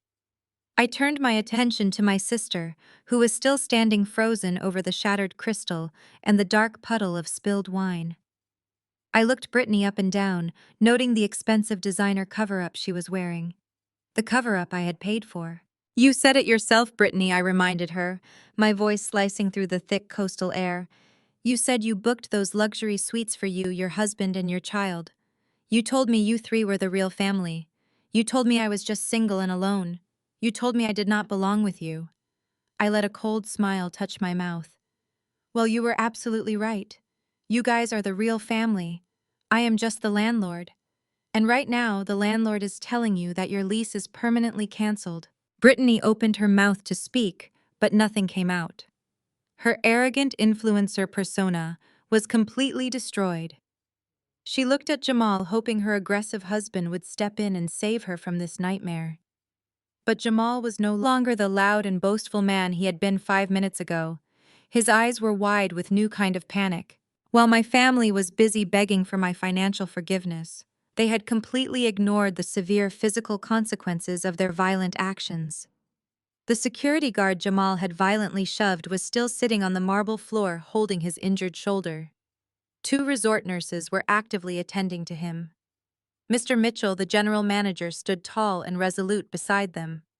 The fear that had previously dominated his posture was entirely gone. Standing next to his new chairman, he was fully emboldened. He was no longer dealing with an entitled guest. He was dealing with a criminal who had assaulted his staff. The sound of approaching sirens pierced the warm Malibu air. The wailing grew louder and more distinct, echoing off the luxury resort walls. Jamal's head snapped toward the front entrance. His broad chest began to heave with rapid, shallow breaths. "What is that?" he demanded, his voice dropping an octave in sheer terror. "Who called the police?" Mr. Mitchell stepped forward, closing the distance between the podium and my disgraced family. His uniform looked crisp, and his authority was finally restored. "I called the police, sir," Mr. Mitchell stated firmly. "You committed a violent physical assault against a member of my security team. You caused a massive disturbance in a private luxury establishment. We have zero tolerance for violence on this property. The authorities were dispatched the moment you shoved my officer into that marble pillar." Jamal's eyes darted wildly around the lobby. He looked like a trapped animal desperately searching for an escape route that simply did not exist. "You cannot do this to me," Jamal shouted, pointing a shaking finger at Mr. Mitchell. "I am a paying guest. This is a massive misunderstanding. She provoked me." He turned his desperate gaze toward me, expecting me to somehow call off the authorities. Stella, tell them to cancel the police call. Tell them we are family and we can handle this privately. You cannot let them arrest me. I work in corporate administration. An arrest will completely ruin my professional career. I stared at him with absolute boredom. I crossed my arms over my ruined white blazer. Your career is not my concern, Jamal, I replied smoothly. You wanted to act like a violent thug in my lobby. Now you get to face the legal consequences of your actions. I do not protect criminals. Richard stepped in front of Jamal, trying to shield his son-in-law from the impending disaster. Now wait just a minute, Richard bellowed, attempting to summon his fake executive presence one last time. We can settle this right now with a check. I will personally pay for the guard's medical bills. Just name your price, and we will make this entire situation go away.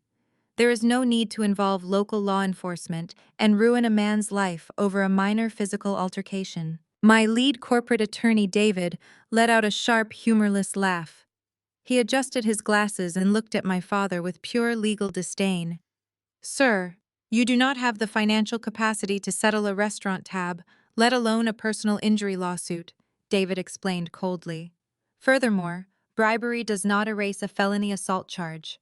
I highly suggest you remain silent before you implicate yourself further. The heavy glass doors of the main lobby slid open with a soft mechanical hum.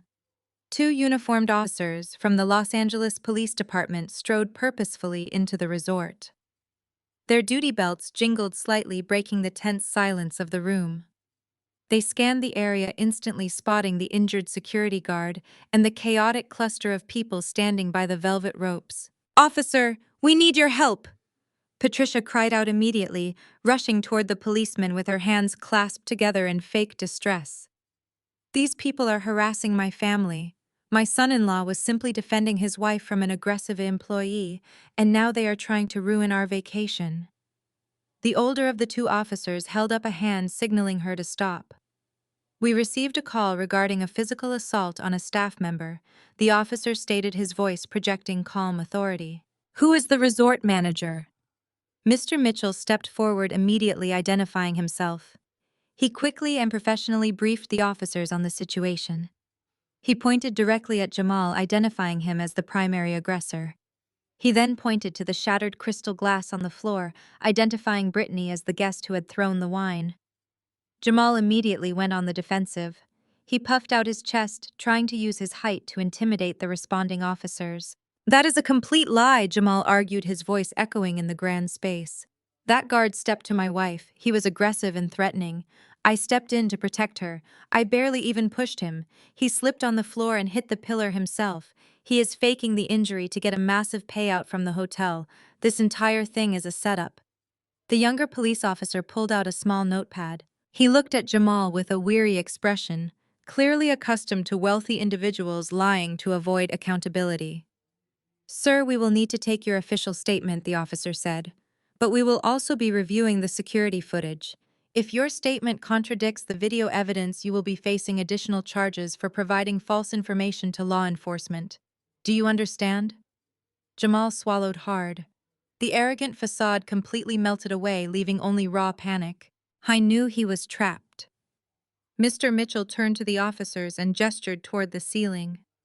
"We have high-definition security cameras covering every single angle of this VIP entrance," Mr. Mitchell confirmed proudly. "I have already instructed our security control room to pull the footage of the incident.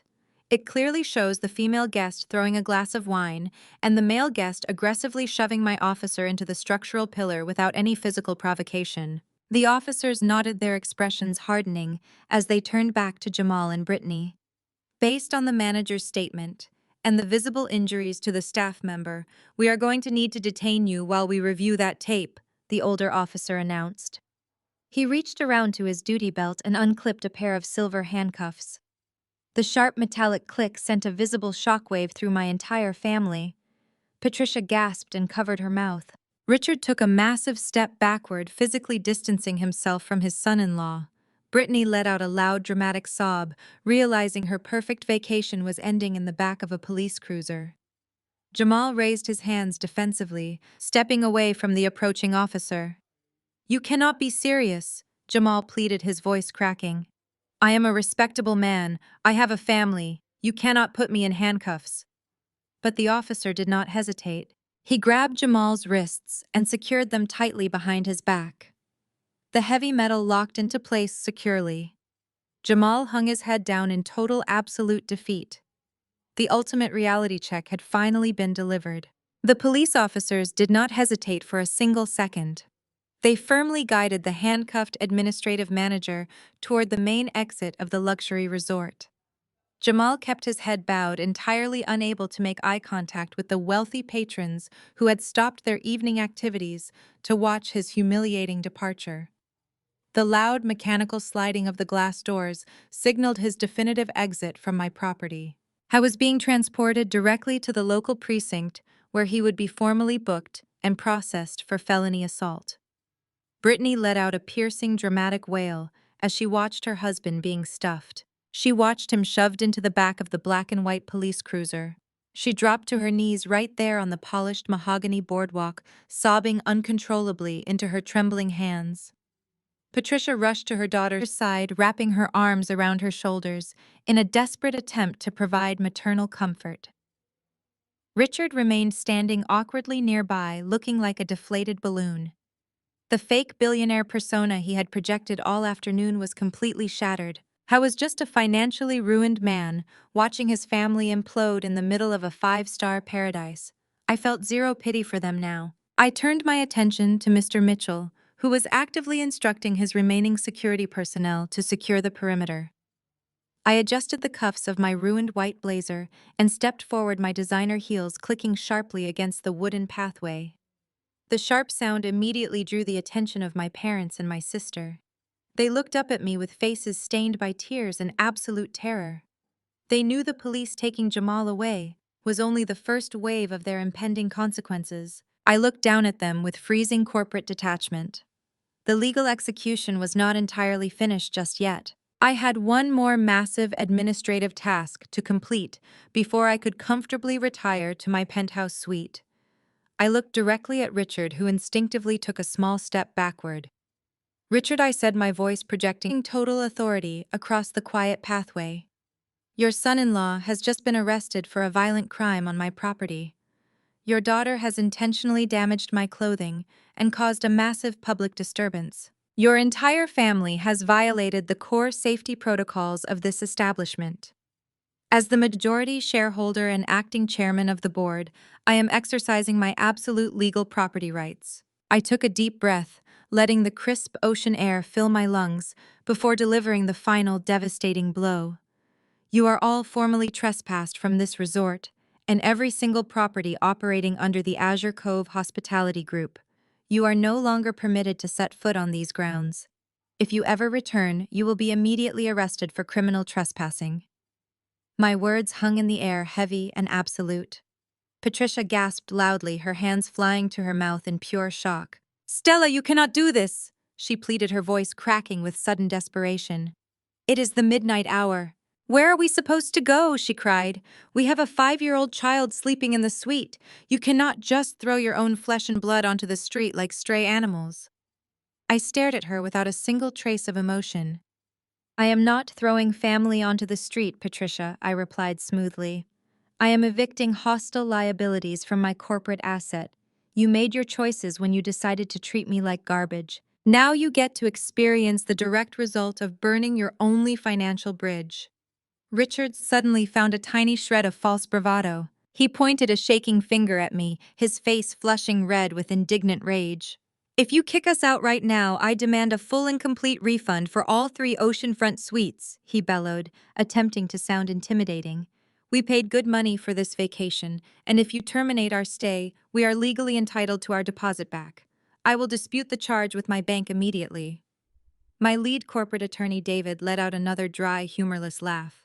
He stepped forward, opening his thick leather binder once again, staring right at my extremely desperate, broke, completely pathetic father. He pulled out a crisp sheet of paper, detailing the resort's strict code of conduct. Sir David explained with icy legal precision. "Your family has committed a violent assault against a staff member and intentionally destroyed property. According to the binding terms and conditions you agreed to, upon booking, any violation of the safety protocols results in immediate eviction without refund. The resort retains all deposits to cover the administrative and legal damages caused by your reckless behavior. You will not receive a single dime back.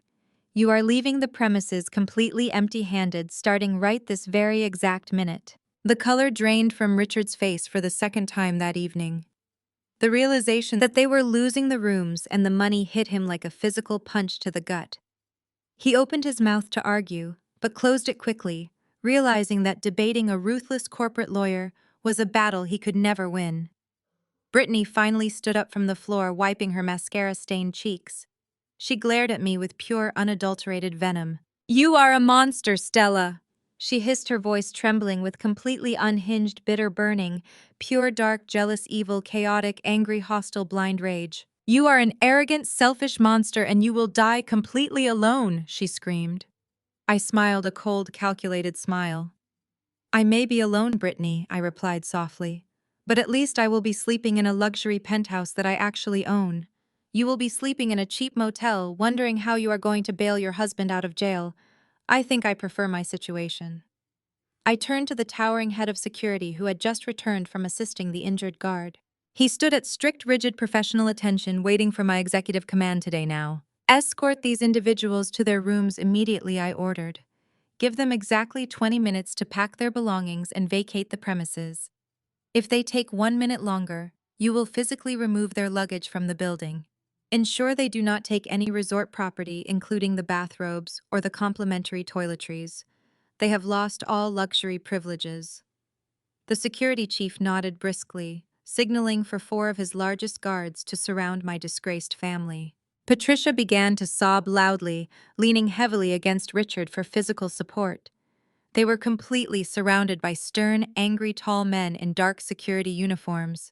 The illusion of their upper-middle-class superiority was entirely shattered. They were being treated exactly like the unruly, disruptive criminals they had proven themselves to be. The guards firmly instructed them to start walking towards the main guest elevators. It was a humiliating procession. They had to march past the grand dining rooms and the sparkling infinity pools they had bragged about on social media just hours before. The wealthy guests who had witnessed the lobby altercation watched them being marched away in absolute, total, complete, extreme, undeniable, massive, dark, brutal, pure, unadulterated public shame and profound, utter disgrace. Whispers and judgmental stares followed them down the long, illuminated corridors. I instructed my legal team to follow closely behind the security detail to ensure the eviction process was executed flawlessly, without any legal loopholes. I wanted airtight documentation of their departure. Mr. Mitchell remained by my side, offering to bring me a fresh change of clothes from the boutique, but I declined. I wanted to witness the final act of this spectacular corporate execution. I walked slowly up the grand marble staircase that led to the mezzanine level overlooking the main, elegant, sprawling, highly active resort-front reception desk. I found a comfortable velvet armchair, tucked away in a quiet, shadowy corner. A passing waiter quickly brought me a fresh glass of expensive vintage red wine. I sat back, crossing my legs and taking a slow, satisfying sip. I had a perfect, unobstructed view of the expansive lobby and the massive glass exit doors. I simply had to wait for the 20-minute timer to expire. The resort operated with ruthless efficiency under my new command. Exactly 19 minutes later, the elevator doors chimed open on the ground floor. The final grand humiliation was ready to finally begin properly. My family stepped out of the elevator looking completely defeated. They were no longer projecting the arrogant swagger they possessed when they first arrived. They looked exhausted, panicked, and entirely broken. Richard struggled pulling 2 heavy suitcases, his face shining with sweat. Patricia carried sleeping Leo, her expensive makeup completely ruined. Brittany trailed behind, dragging her oversized luggage with her head hung low in shame. 4 security guards flanked them. The midnight eviction was public. Every wealthy guest in the lobby turned to watch the pathetic spectacle. They were stripped of all dignity, dragging bags across the marble floor alone. The heavy glass doors slid shut behind them, sealing their fate and cementing my absolute victory. I watched from the mezzanine as their rental car pulled out of the grand circular driveway, disappearing into the dark coastal night. The next 14 days unfolded exactly as my corporate financial analysts had predicted. The total financial severance sent an immediate shockwave through their carefully constructed suburban illusion. Without my silent monetary support, the fragile foundation of their upper-middle-class existence completely collapsed. They had spent a decade treating my bank accounts like an unlimited, endless well of resources every single day. Now the well was permanently sealed shut with reinforced concrete. I returned to my Los Angeles penthouse and resumed my daily executive responsibilities. My private equity firm experienced record-breaking profits, following the aggressive acquisition of the resort chain. I was featured in two major business publications, acknowledging my ruthless and highly successful market strategies. Meanwhile, my former family was experiencing a brutally swift economic freefall. Patricia and Richard were suddenly forced to rely solely on their own meager retirement savings. Those savings had been severely depleted by their constant attempts to keep up with their wealthy old friends. They could no longer afford their weekly expensive dinner outings or their premium golf memberships. The harsh reality of living on a strict fixed income terrified them deeply. The most spectacular consequence, however, belonged directly to Jamal and Brittany. They lived in an expensive gated community in the suburbs, surrounded by wealthy doctors and successful lawyers. Their entire social identity depended entirely on projecting an image of massive corporate success. 2 weeks after the Malibu disaster, the first major financial domino brutally crashed down on their driveway. It was a bright Tuesday morning, and the suburban neighborhood was incredibly busy. Residents were leaving for their morning commutes. Jamal was standing in his driveway holding a cup of premium coffee wearing a crisp, tailored suit. I was preparing to drive his least luxury sport utility vehicle to his mid-level administrative job. He had grown incredibly accustomed to flashing the vehicle's expensive logo to his coworkers. Suddenly, a heavy industrial tow truck turned onto his pristine suburban street. The massive diesel engine roared loudly, completely shattering the quiet morning atmosphere. The truck stopped directly in front of Jamal's house. A burly man wearing a high-visibility vest stepped out very fast. He held a thick clipboard. Jamal initially looked confused, expecting the tow truck to pass by. Then the driver began unspooling the heavy metal chains and lowering the hydraulic lift toward the shiny black bumper of Jamal's vehicle. Jamal dropped his coffee mug onto the concrete driveway, instantly shattering the ceramic and splashing hot liquid across his polished leather shoes. He ran forward, waving his arms frantically and demanding the driver stop touching his property. The tow truck driver remained completely calm and professional. He pulled a legally binding repossession order from his clipboard and handed it directly to him. I explained that the financing company had flagged the account for immediate asset recovery due to a revoked payment authorization and severe default.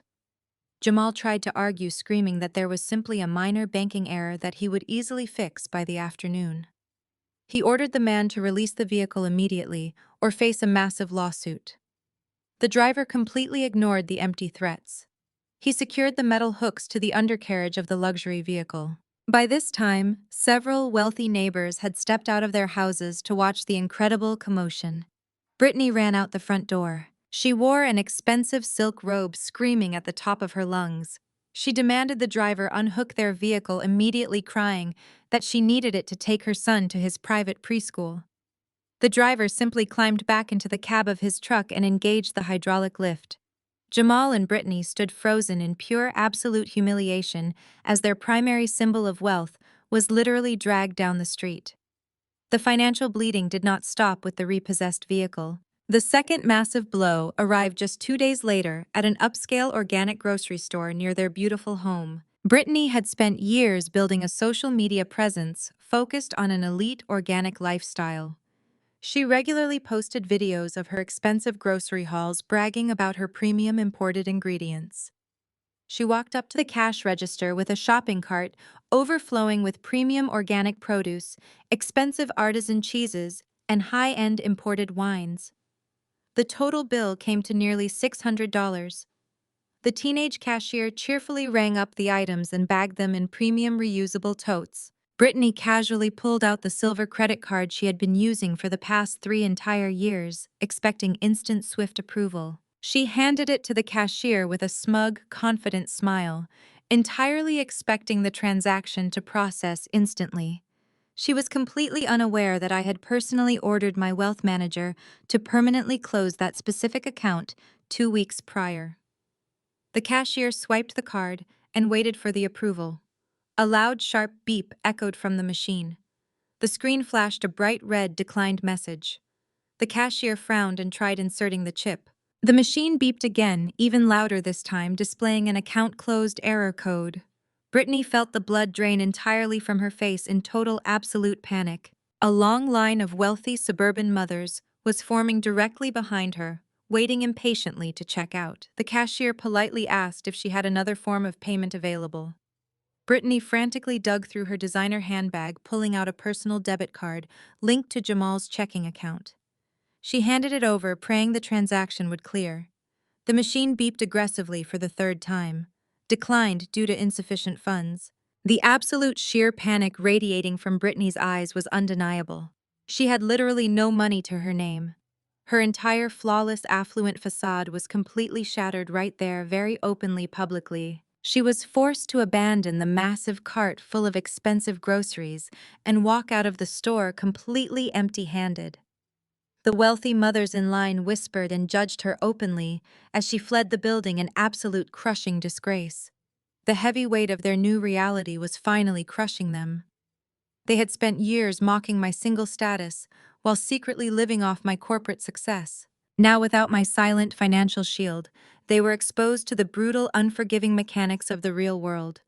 Their bills were piling up, their credit scores were tanking, and their fake empire completely collapsed. They returned to their large suburban home and sat in the dark living room staring blankly at the walls. The electricity bill was currently 2 weeks past due because the auto payment had bounced. Jamal placed his head in his hands, trying to calculate how much debt they actually had. He quickly realized the number was absolutely terrifying. He owed tens of thousands of dollars in credit card debt, personal loans, and private school tuition fees. Without my money to artificially inflate his bank account, he was mathematically bankrupt. Brittany could not stop crying, her eyes completely, severely swollen, bloodshot. She had spent her entire adult life acting incredibly superior to everyone around her. She loved to give out unsolicited advice on how to build a perfect marriage and a successful family. Now she could not even afford to buy basic groceries for her son. Patricia and Richard were completely useless in this crisis.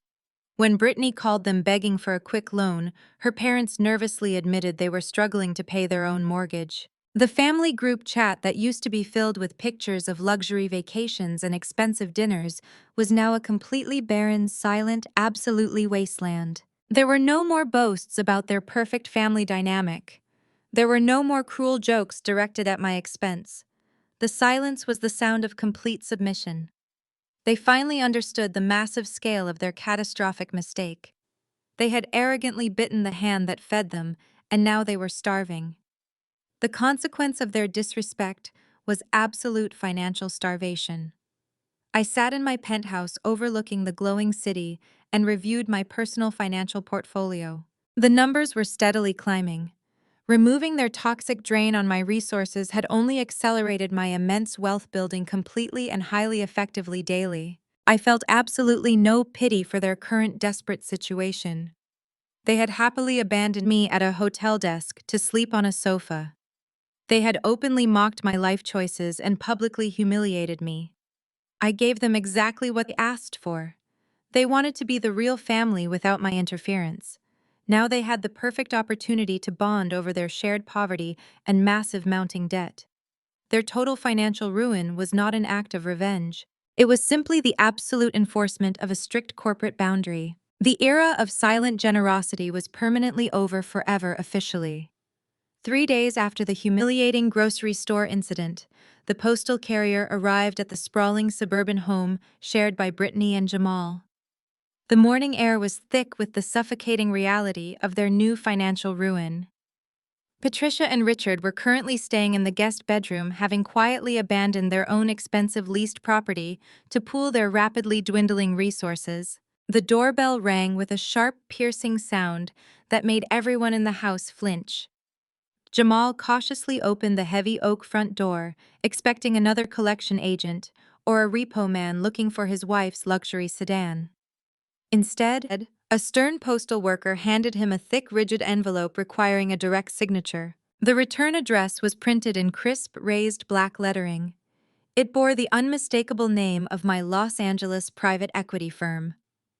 Jamal signed for the package with a shaking hand. He carried the heavy envelope into the formal dining room, where the rest of the family was eating generic brand cereal in absolute depressing silence.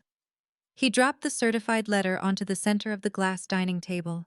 It landed with a dull, threatening thud. Patricia stared at the corporate logo, as if it were a venomous snake preparing to strike. Richard pushed his half-empty cereal bowl away, his appetite completely vanishing. Brittany grabbed the envelope and aggressively ripped it open, hoping it was some sort of miraculous apology or a sudden reversal of my financial blockade.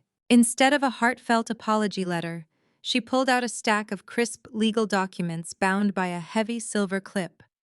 The cover page was an itemized corporate invoice printed on thick, expensive cardstock. Brittany began reading the text aloud, her voice trembling as the sheer magnitude of the financial demand set in. The total amount due was a staggering $15,000. The legal document broke down the exact costs with ruthless corporate precision. The first section detailed the physical damage Jamal had caused to the VIP Ocean Club entrance. The heavy impact of the security guard hitting the decorative marble pillar had caused a massive structural crack in the imported Italian stone. The cost of sourcing matching marble, flying in a specialized stonemason, and executing the flawless repair was precisely $8,500. The second section of the invoice covered the immediate medical bills for the head of security. The document outlined his emergency room visit, the required shoulder x-rays, and his mandated physical therapy sessions. That total came to $4,200. The final section of the liability claim was an itemized bill for the ruined designer white blazer. The receipt from the exclusive boutique was attached, verifying the original purchase price of $2,300. The firm added strict legal language, explaining that the garment was completely unsalvageable due to the aggressive red wine stains soaking deeply into the delicate raw silk lining. The bottom of the invoice featured a bold red stamp indicating the payment was due in full within 14 business days. If the balance remained unpaid, my legal team explicitly promised to file a civil lawsuit, attach garnishments to any remaining wages, and place massive liens on their residential property. The dining room descended into absolute suffocating terror. $15,000 was an impossible sum for people who currently could not afford to buy fresh organic groceries. Jamal slammed his fist down on the glass table, rattling the cheap cereal bowls. He yelled that he was not paying a single dime for a cracked piece of stone and some spilled alcohol. He paced back and forth across the hardwood floor, declaring that I was purely evil and deliberately trying to destroy his life. Brittany buried her face in her hands, sobbing loudly about how incredibly unfair the universe was treating her. She complained that she was the real victim because her sister was using vast wealth to bully her perfect family. Richard sat completely frozen, his fake billionaire confidence entirely evaporated. He realized that corporate lawyers did not make empty threats. They executed precise legal strategies that ruined lives. Patricia, however, refused to accept this new reality. Her deep-seated delusion told her that she could still manipulate her daughter if she could just look me in the eyes. She believed her maternal authority still held some magical power over my corporate boundaries. She stood up from the dining table, her face pale but fiercely determined. She announced she was driving directly to my corporate headquarters in Los Angeles. She promised her panicking family that she would fix this entire mess. She claimed she would remind me of my absolute duty to honor my parents and protect my sister. She grabbed her designer handbag, which was now completely empty of any valid credit cards, and marched out the front door. Patricia drove her aging vehicle down the busy Southern California freeways, rehearsing the exact guilt trips she planned to unleash upon my arrival. She aggressively gripped the steering wheel, knuckles turning stark white as she navigated the congested multi-lane highways. She refused to turn on the radio, preferring to sit in the sweltering silence and practice the exact manipulative tone she would use. She genuinely thought she could simply bypass the security protocols of a billion-dollar private equity firm by using her status as a mother. She imagined I would drop everything, rush down to the lobby, and tear up the invoice while apologizing profusely for causing them so much unnecessary distress. She arrived in the bustling financial district of downtown Los Angeles just after the lunch hour. The towering glass and steel skyscrapers reflected the intense midday sun. She parked in an expensive underground garage she could barely afford and took the elevator up to the street level. She approached the massive glass building that housed my private equity firm. The sheer scale of the architecture intimidated her, but she pushed through the heavy revolving doors, determined to exert her dominance. The lobby of my corporate headquarters was a masterpiece of modern wealth. Polished black granite floors stretched across the massive open space. Giant abstract sculptures decorated the minimalist seating areas. Men and women in impeccably tailored suits moved with clear, urgent purpose. Patricia approached the main security desk, clutching her handbag tightly. The desk was manned by two large, stern security professionals wearing dark suits and earpieces. They looked at her outdated suburban clothing with mild professional suspicion. Patricia stood as tall as she could, attempting to project the haughty upper-middle-class authority she usually relied upon. She slammed her hand down on the polished black granite desk. "I need to speak to Stella right now," Patricia demanded, her voice shrill and echoing slightly in the vast open lobby. "Tell her that her mother is here, and I am not leaving this building until she comes down to fix this ridiculous invoice she just mailed to my family." The security guards did not flinch. They did not scramble to the phone or apologize for keeping her waiting. The older guard calmly asked for her full legal name and identification. Patricia scoffed loudly, rolling her eyes as if the request was a profound personal insult. She dug her driver's license out of her purse and shoved it across the smooth stone surface. She aggressively reminded them that she was the mother of the chief executive officer and deserved immediate VIP treatment. The guard scanned her identification and typed her name into the highly secure building management system. The screen instantly flashed a bright warning notification. My legal team had specifically flagged her name, Richard's name, Brittany's name, and Jamal's name in the building's security directory. We anticipated this exact desperate move.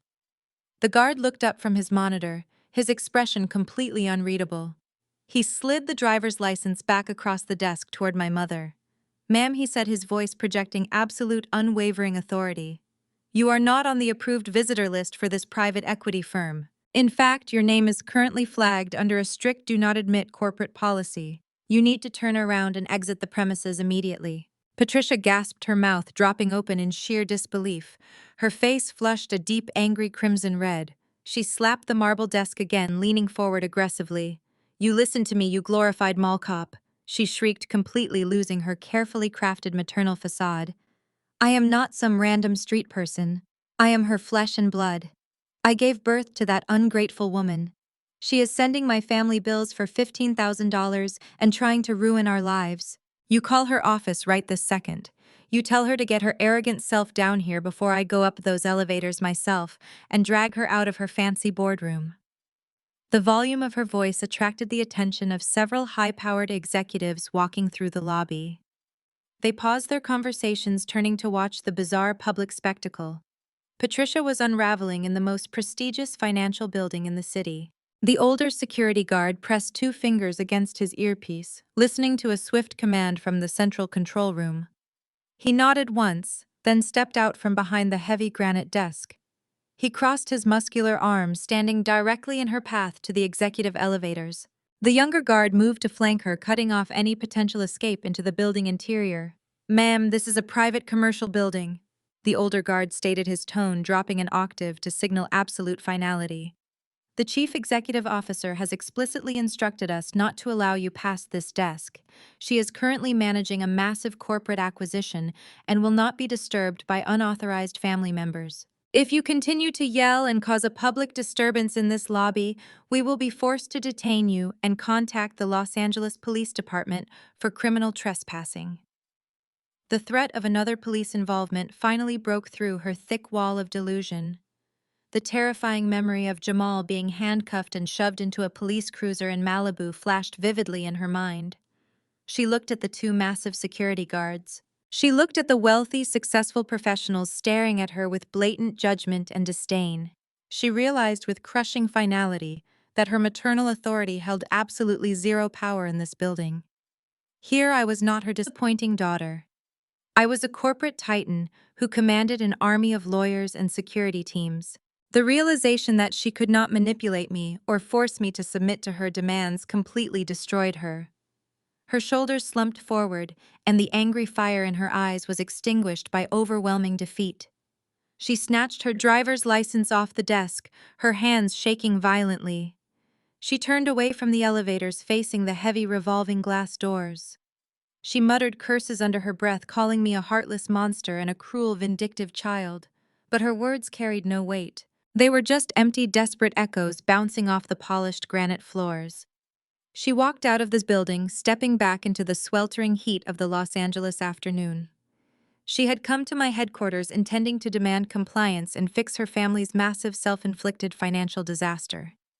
Instead, she left with nothing but the brutal understanding that the $15,000 invoice was incredibly real and completely unavoidable. She had to drive all the way back to the depressing suburban house completely empty-handed. She had to look her terrified son-in-law and her sobbing daughter in the eyes and admit absolute defeat. The consequences of their arrogant Malibu vacation were crashing down upon them with the unstoppable force of a massive tidal wave. The bill was officially due, and the Bank of Stella was permanently closed. My legal team was actively monitoring the front entrance cameras from our suite on the 50th floor. My lead attorney, David, walked into my private office holding an encrypted digital tablet, displaying the live feed of the front desk altercation. He placed the tablet on my desk, ensuring I had a perfect view of the complete humiliation unfolding downstairs. I did not even look up from the financial quarterly reports I was currently reviewing. I simply listened to the audio feed capturing her desperate screaming and the firm professional rejection from my security team. It was the exact sound of a toxic dependency finally being starved of oxygen entirely. They had spent their entire lives treating my boundaries as mere suggestions meant to be ignored. Now those boundaries were enforced by highly trained professionals and strict legal documentation. The invoice was not just a demand for financial compensation. It was a tangible, undeniable physical manifestation of the absolute respect they had completely failed to show me for a decade. They could no longer ignore my existence or dismiss my career as irrelevant. Every single cent of that $15,000 charge represented a specific boundary they had arrogantly crossed. The cracked marble pillar represented Jamal's toxic, unregulated aggression. The medical bills represented their complete disregard for the safety of innocent working-class people. The ruined designer blazer represented Brittany's intense, malicious jealousy. They were paying the literal price for their own terrible character flaws. And they were going to pay every single penny of it because I instructed my legal team to show absolutely zero mercy during the collection process. If they missed the 14-day deadline, we would immediately file the civil lawsuit and pursue maximum damages. We would place liens on the suburban home they were currently occupying. We would garnish Jamal's wages from his mid-level administrative job, ensuring his employer knew exactly why his paycheck was being legally seized. They were about to learn that fighting a billionaire in civil court was a battle of attrition they could never possibly win. They simply did not have the capital to fund a prolonged legal defense. They were entirely outmatched, outgunned, and utterly defeated. I took a slow sip of my sparkling water and turned my attention back to the massive corporate acquisition file resting on my desk. The resort chain was officially under my absolute control. The new management protocols were already being implemented across 3 different continents. The Malibu property was currently undergoing a massive operational overhaul to ensure no entitled guests could ever abuse the staff again. Mr. Mitchell had been given full authority to permanently ban any visitor who displayed aggressive behavior. The security guard who had been injured was resting at home with full paid medical leave and a significant bonus for handling the situation with absolute professionalism. I was building a culture of accountability within my new corporate empire. The very same accountability I was brutally enforcing upon my own biological relatives. My mother's failed attempt to breach my corporate fortress was the final pathetic gasp of their dying influence over my life. They were officially locked out of my world forever. They could scream and cry and play the victim in their empty suburban house all they wanted. The brutal reality remained unchanged. They were drowning in debt, facing a massive legal invoice, and completely stripped of their fake luxury lifestyle. They had willingly traded a lifetime of free financial support for a few moments of arrogant satisfaction in a hotel lobby. It was undeniably the absolute worst transaction they had ever made. I closed the quarterly report and leaned back in my ergonomic executive chair. I looked out the window at the sprawling Los Angeles skyline, feeling an incredible sense of deep, lasting peace. The toxic noise of their existence was completely muted by the thick, soundproof glass of my office. I had successfully excised the tumor of their entitlement from my personal and professional life. The silent severance was fully complete. The invoice was delivered. The boundary was set in stone. The era of Stella was moving forward with terrifying momentum, and they were permanently left behind in the dust. The bank was closed, and the debt was due. It had only been 3 days since my mother experienced her humiliating solo retreat from my corporate headquarters. This time, Patricia did not come alone. She brought reinforcements. Brittany had somehow convinced herself that a joint maternal and sisterly assault would miraculously bypass my billionaire boundaries. The two of them marched through the revolving glass doors of my downtown Los Angeles private equity firm on a busy Thursday morning. Brittany was wearing a cheap knockoff dress, desperately trying to project the affluent influencer aesthetic she could no longer afford to maintain. Patricia looked ragged, her eyes wild with financial terror. They approached the massive polished black granite security desk with a renewed sense of unhinged entitlement. The morning lobby was packed with high net worth investors and ruthless corporate executives heading to their respective boardrooms. My sister and my mother completely ignored basic social decorum.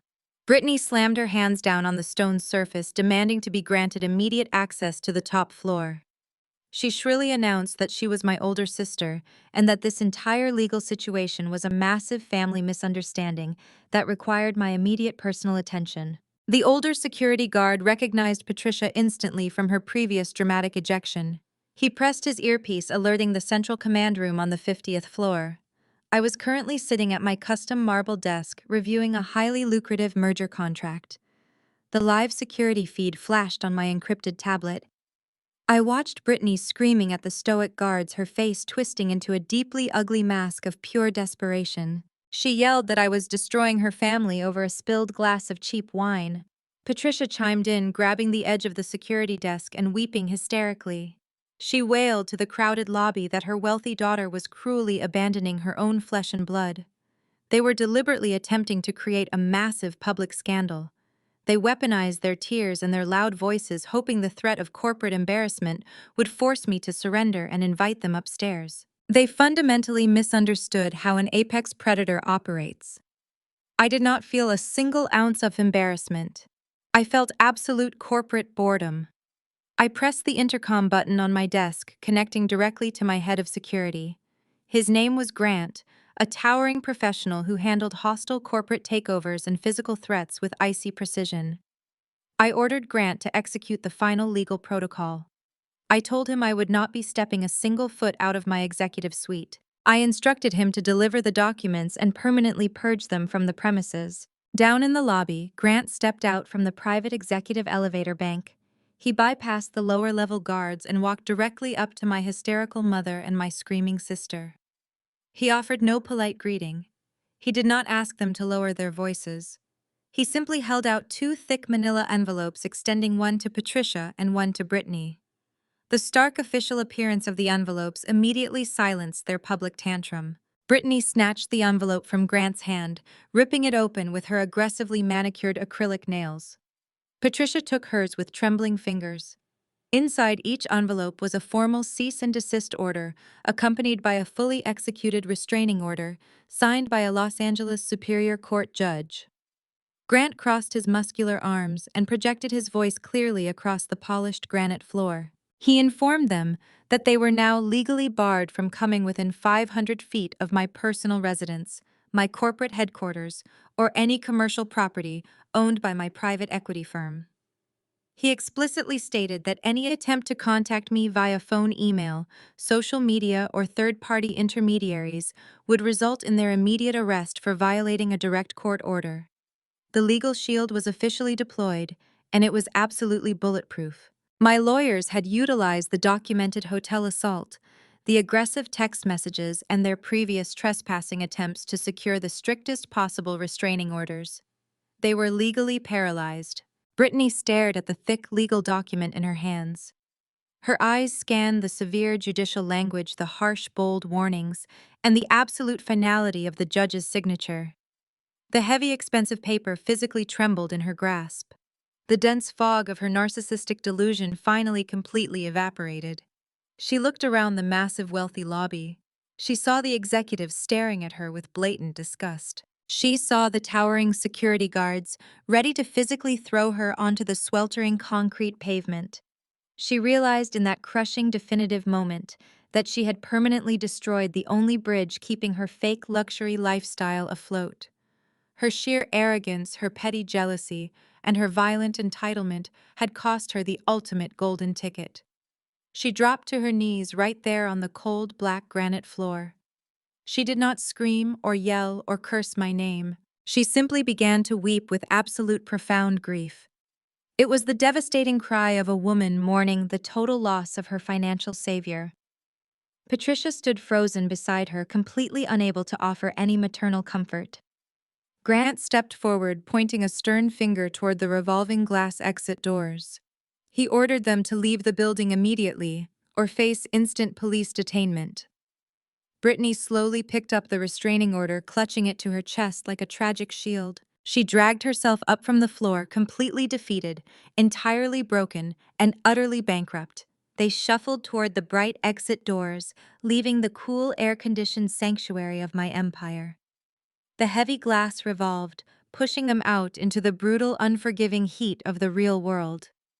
I watched the security feed until they completely disappeared from the sidewalk. The screen faded to black, sealing their permanent exclusion from my incredibly wealthy, peaceful, and highly successful life. I took a slow sip of my sparkling water and turned my attention completely back to the multi-million-dollar merger sitting perfectly on my desk. The dead weight of my past was finally entirely gone forever. I spent the next several months entirely focused on expanding my massive corporate empire. The aggressive acquisition of the luxury hospitality group proved to be the most lucrative financial decision of my entire career. I ordered a complete structural overhaul of every single property operating under the corporate umbrella. We fired the incompetent executives and streamlined the operational budgets. The profit margins skyrocketed almost immediately. I decided to personally inspect the progress at our flagship location. I traveled back to the beautiful coastal city of Malibu. I did not stand in the crowded lobby waiting for a room key this time. I walked into the private elevator reserved for the highest tier of executive management. The doors opened into the breathtaking presidential suite at the Azure Cove. I stepped onto the expansive private balcony overlooking the vast, sparkling Pacific Ocean. The warm California sun felt incredible against my skin. The ocean breeze carried the clean scent of salt water and pristine success. I wore a flawless custom silk lounging robe that draped perfectly over my shoulders. I held a crystal flute filled with the most expensive champagne available in the entire resort cellar. I took a slow, satisfying sip and let the crisp bubbles dance across my tongue. I walked over to the plush white outdoor sofa and sat down comfortably. I picked up my digital tablet resting on the polished teakwood table. The screen displayed the quarterly profit reports for my private equity firm. The numbers were absolutely staggering. My wealth had grown exponentially since I severed the toxic financial drain of my biological relatives. I scrolled through the data sheets watching the green upward trending arrows, reflecting millions of dollars in newly generated revenue. The resort was completely fully booked for the entire summer season. The premium VIP cabanas were generating unprecedented daily profits. Everything I touched was turning into pure financial gold. I set the tablet down and simply listened to the rhythmic crashing of the ocean waves below my balcony. I felt a profound sense of absolute untouchable peace. I had built an impenetrable fortress of wealth and security around myself. No one could ever make me feel small or insignificant ever again. My personal sanctuary was completely secure. Suddenly, the quiet atmosphere was interrupted by a short vibration from my smartphone resting nearby. I picked up the device and unlocked the screen. A new email notification appeared. The sender address was a strange string of letters and numbers. It was an unknown domain clearly created just minutes ago. I opened the message with mild corporate curiosity, expecting a standard spam filter bypass. I read the first line and immediately recognized the pathetic, desperate tone. It was Richard. My father had bypassed the strict legal restraining order by creating a fake anonymous email account from a public library computer. The message was a frantic, rambling, pathetic plea for financial mercy. He wrote that Jamal was facing severe felony convictions and mandatory prison time for the violent hotel assault. He explained that the criminal defense attorneys required a massive retainer fee that they simply could not afford to pay. He begged me to remember the good times we shared when I was a child. He pleaded with me to release a small fraction of my immense wealth to save his family from total absolute destruction. He promised they would pay me back every penny if I gave them one final chance. He wrote that Patricia was experiencing severe panic attacks, and Brittany was completely falling apart under the immense pressure of impending poverty. He begged me to be the bigger person and rescue them from this living nightmare. I stared at the desperate digital words glowing on my screen. I did not feel a single drop of sympathy or maternal guilt. I did not feel the familiar heavy burden of family obligation that used to dictate my entire existence. I felt nothing but cold, clinical indifference. They had created their own catastrophic disaster. They had chosen to mock me, humiliate me, and violently assault my employees. They had arrogant belief that they were invincible. Now they were begging the very person they tried to destroy to save them from the brutal consequences of their own actions. I did not type a reply. I did not offer any explanation or demand any apologies. I simply pressed the delete icon and watched the pathetic email vanish from my inbox forever. I navigated to my administrative security settings. I permanently blocked the entire randomized domain, ensuring that no future messages could ever reach my secure server. The digital door was slammed shut and locked permanently. I set the phone face down on the table and picked up my crystal champagne flute. I walked over to the edge of the private balcony and looked out at the endless horizon of the Pacific Ocean. The water was a brilliant deep blue stretching out as far as the eye could see. The sky was perfectly clear without a single dark cloud in sight. I took another slow, deliberate sip of the expensive champagne. I realized in that beautiful, quiet moment that true family is never determined by biological bloodlines that only exist to bleed you completely dry. True family is defined entirely by mutual respect, unwavering support, and genuine unconditional care. I had built a family of trusted colleagues, brilliant legal minds, and fiercely loyal friends who valued my mind and my spirit. I did not need the toxic approval of people who only loved my bank account. I looked down at the pristine resort property I now owned and operated. I had survived their emotional abuse and their endless financial manipulation. I had turned their ultimate betrayal into the greatest corporate victory of my life. I had achieved the absolute pinnacle of the American dream. I secured unshakable financial independence and executed a perfectly flawless, legally binding revenge. I was completely